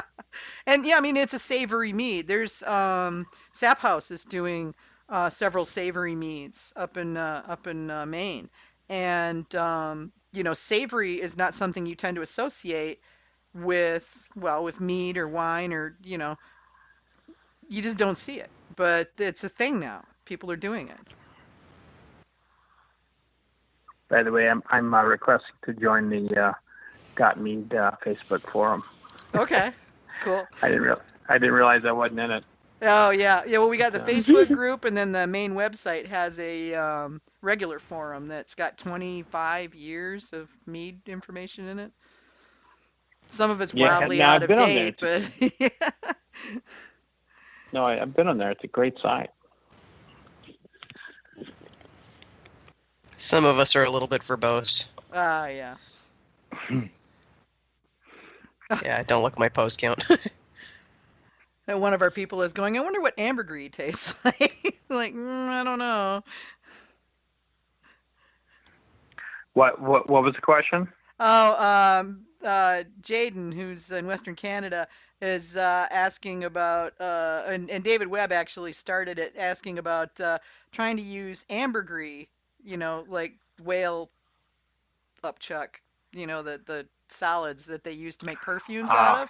Yeah, several of there's Yeah. Have you ever run across? Well, I'm sure you must have in your research the Closet of Sir Kenelm Digby Unlocked. It's in historical, especially historical reenactment circles, it's extremely popular for historical beverages, and he has meads and beers and wines and all kinds of stuff in there. And several of the Digby recipes call for ambergris, which is like Yeah, highly prized. we're still using really strange. We're still using very strange stuff in alcohol. True. Just the other day, a bourbon rectifier came out with a bourbon that was flavored with the sacks of beavers. Yeah, asses. somebody else mentioned So- that. Oh, yuck. Yeah, I heard about that. It was like, ew. Castoreum, yuck. Yeah. Yeah. It's a little much for me. Yeah, that's maybe a little, yeah. So AJ says Yeah, tequila worms. yeah, these- Yeah, that's another one. It's like, but people actually eat those things. Like, ew, I eat a worm. Yeah, I have an aversion to eating bugs. It's a filter. Yeah, I know. Nah. Thank They you, filter out Elias. they filter out the stuff. Yeah, no. Yeah, but somebody's gonna It- eat that thing though. That's just icky. If they filter the stuff out, then what's in them? You're right. Why What's would left you in the wanna eat worm? that? Why would you want to eat that? Yeah. We have good digestive properties in our bodies. Yeah, we do. Well, I mean, now there's this huge, and this isn't as weird as worms and ambergris and beaver things, but there's a huge movement in Beaver butt. the beaver butts. Yeah, there's this huge movement in the meat industry right now for putting peppers in everything, and I mean, and they're all out, and it's hilarious because they try to outdo each other as to how hot a pepper they can use. So every time a new hotter pepper is discovered, that pepper immediately finds its way into some commercial meat or another, or in a whole lot of home meats. So there's like Carolina Reaper meats everywhere right now. I got to tell you, Jason Phelps from Ancient Fire Meads. Like he uses peppers and yeah, he does in his, and I got to tell you, it's so amazing. That guy is so brilliant. I think he's an amazing mead maker, and I everything that he's ever made and sent to me, it's like he's like a god to me in terms of like what he can do. And I'm like, how did you do this? How'd you make this? And he has this one he calls a spicy carrot. It's the best. It's so good. It's so amazing. And it's like, it doesn't even, like, you kind of like it. I was sipping it and I was like, it's like a tsunami on my palate. It was incredible. So yeah, we'll have to get you together. He's very talented. Have to get you together with Bob Slancy. He makes a seaweed mead that's stunning. It's just amazing. Ooh, I bet that's good for you too, because like seaweed is like the cure all for like everything these days. Yeah, it is. Everybody's pushing it. Yeah, Jason is an excellent mead maker, and there are quite a few really good mead makers out there. You should go see John Talkington at Brimminghorn in Delaware, and if you get out west, definitely should visit Lost Cause in San Diego and Rabbit's Foot in Sunnyvale. And I met him and at the conference in Denver. Okay. Rabbit's Foot, anyway. Yeah. Mike's had commercial meaderies, one of the oldest commercial meaderies in the country. Yeah. So they've been open for 20, 25 years now, something like that. That's pretty awesome.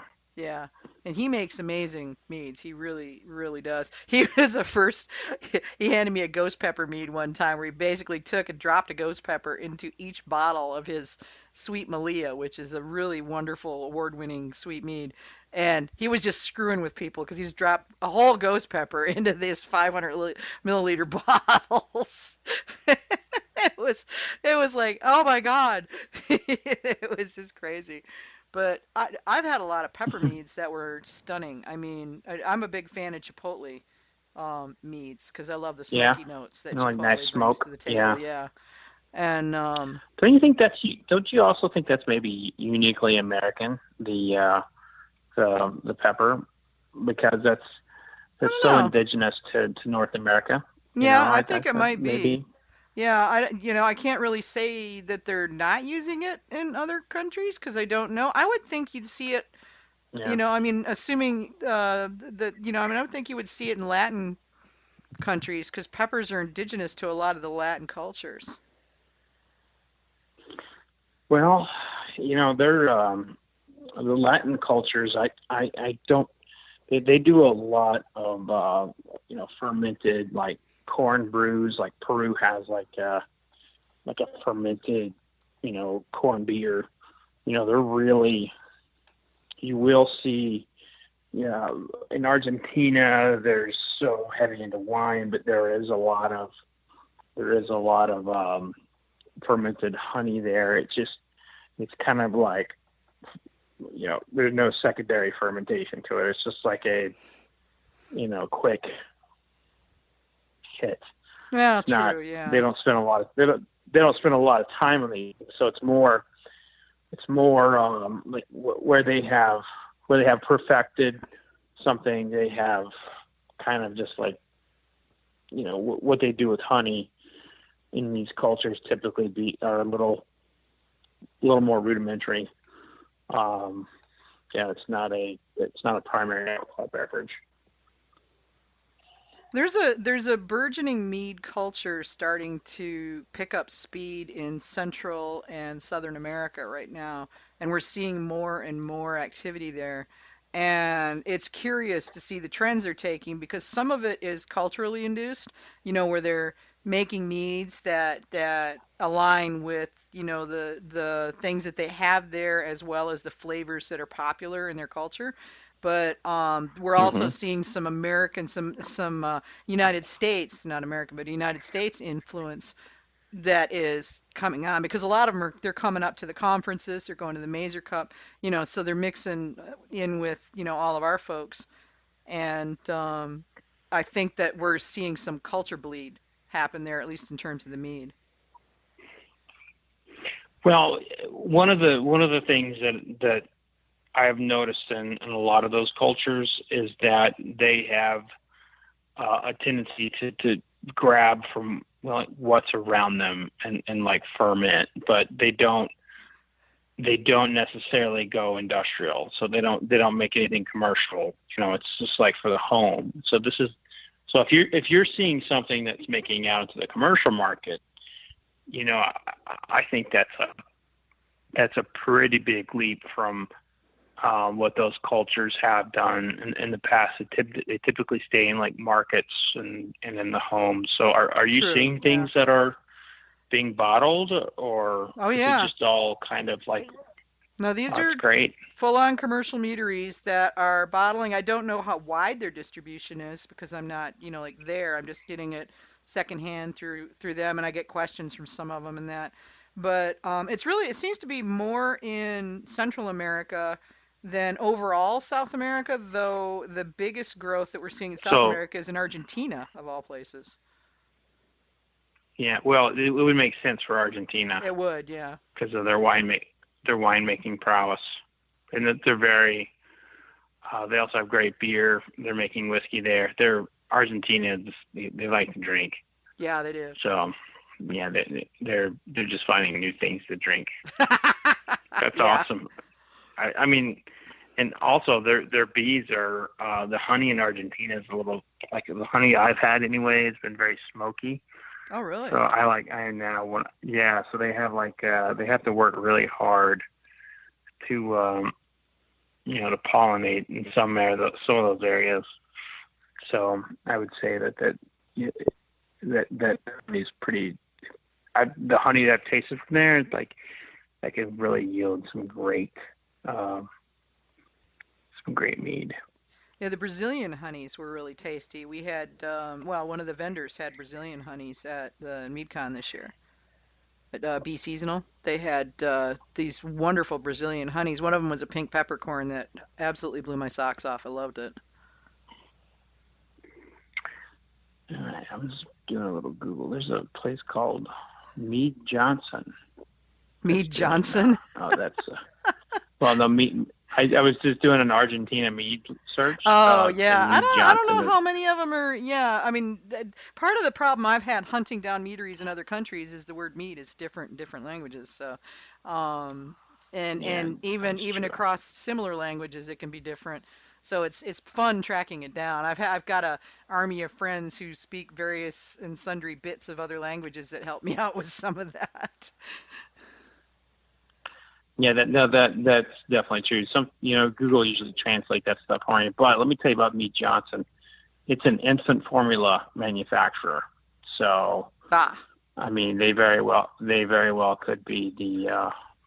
They sound like they're the Johnson and Johnson. Yeah, part of the Argentina, Johnson but and Johnson. Yeah. Mead Johnson. Yeah. Interesting. Yeah. Well, man, thank you so much for having me on. It's been, Yeah. I know you've been trying to get me on for a while, and I'm I sorry. have. Yeah, I've that's all not right. been Yeah, I able know to you've been busy. make it work, but well, it's not that I've been busier. It's just like the times have not shaped. So yeah, I guess I have been busy. I just hired an assistant to actually help me out with stuff. That's been amazing, an amazing help for me lately. So, but it's been a pleasure, and I can't wait to see you in New Orleans, and I'm really looking forward and to all that. it. How are you feeling? I'm Are you feeling okay. good? Yeah, Feeling I'm all right? okay. I mean, Yeah. it'll be interesting to see how I fly. I still don't know if I'm going to react when I fly. I had trouble last time, so I've crossed my fingers. We'll see what Okay. happens. I basically Well, if you need, decided that breathing or not breathing, I'm, by gosh, not going to sit around and, I'm just going to get out there and live my life. I got stuff to do. You know? yeah, but you got to take care of yourself. You can't just go willy nilly. Well, no, I know, but I spent 10 months getting every test under the sun. They still don't know what's going on, so I'm just kind of winging it at this point and hoping for the best. That's all I can do. Didn't you get a valve replacement? Oh, no. Or No, they did the No. heart Okay. test, but my heart, thankfully, is in fantastic shape. So that part of me works pretty good. Oh, good. Yeah. Ticker's just fine. Good. Ticker's just fine. Yeah, it's the lungs that seem to be having Good. issues, but yeah. But yeah, I'll be in Disney Well, in that's October, so well. You know what? Redstone has some taps out there, so cool. David's done a pretty good job getting some action. David has got his mead into more places than I think any single meadery in the country. And he tirelessly gets out there and gets it in places. He's very, very good at that.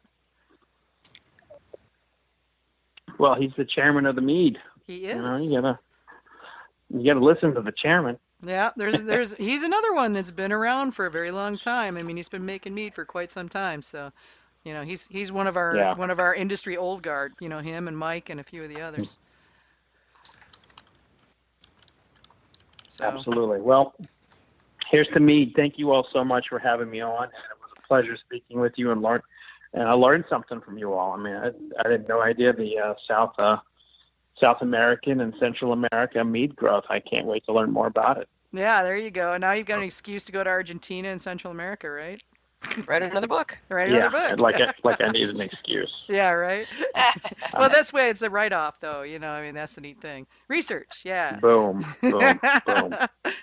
So, Research. Yeah, y'all. So get over to Amazon and buy Mead, The Libations, Legends, and Lore of History's Oldest Drink by Fred Minnick. Great book. I have read it. It's good. You want to read it. Go get it. Thanks so much. Ah, no worries, man. Thank you for coming on the show. It's good talking to you, and I'll see you in a month. Yeah, see you soon. Cheers. All right. Be safe. Thank you very much. All right, Bye. take care, Fred. Bye. Thanks, AJ. Bye. Take care.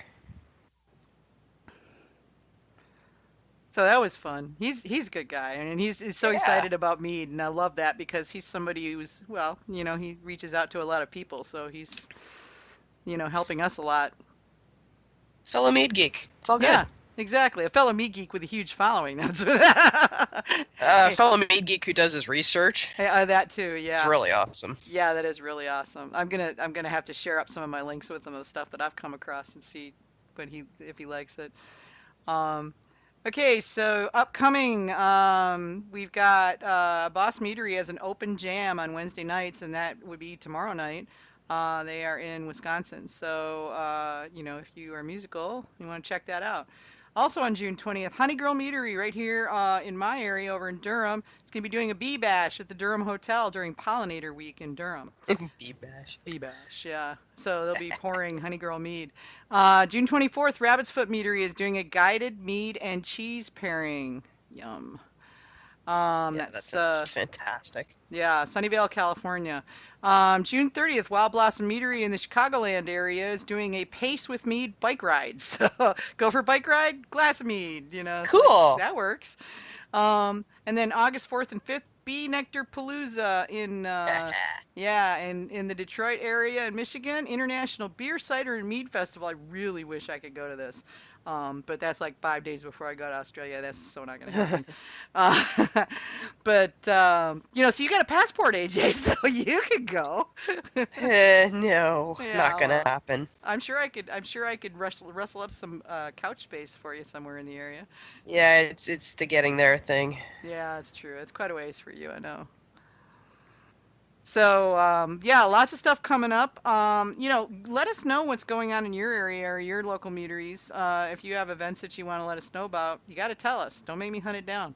You know, it's a lot of work.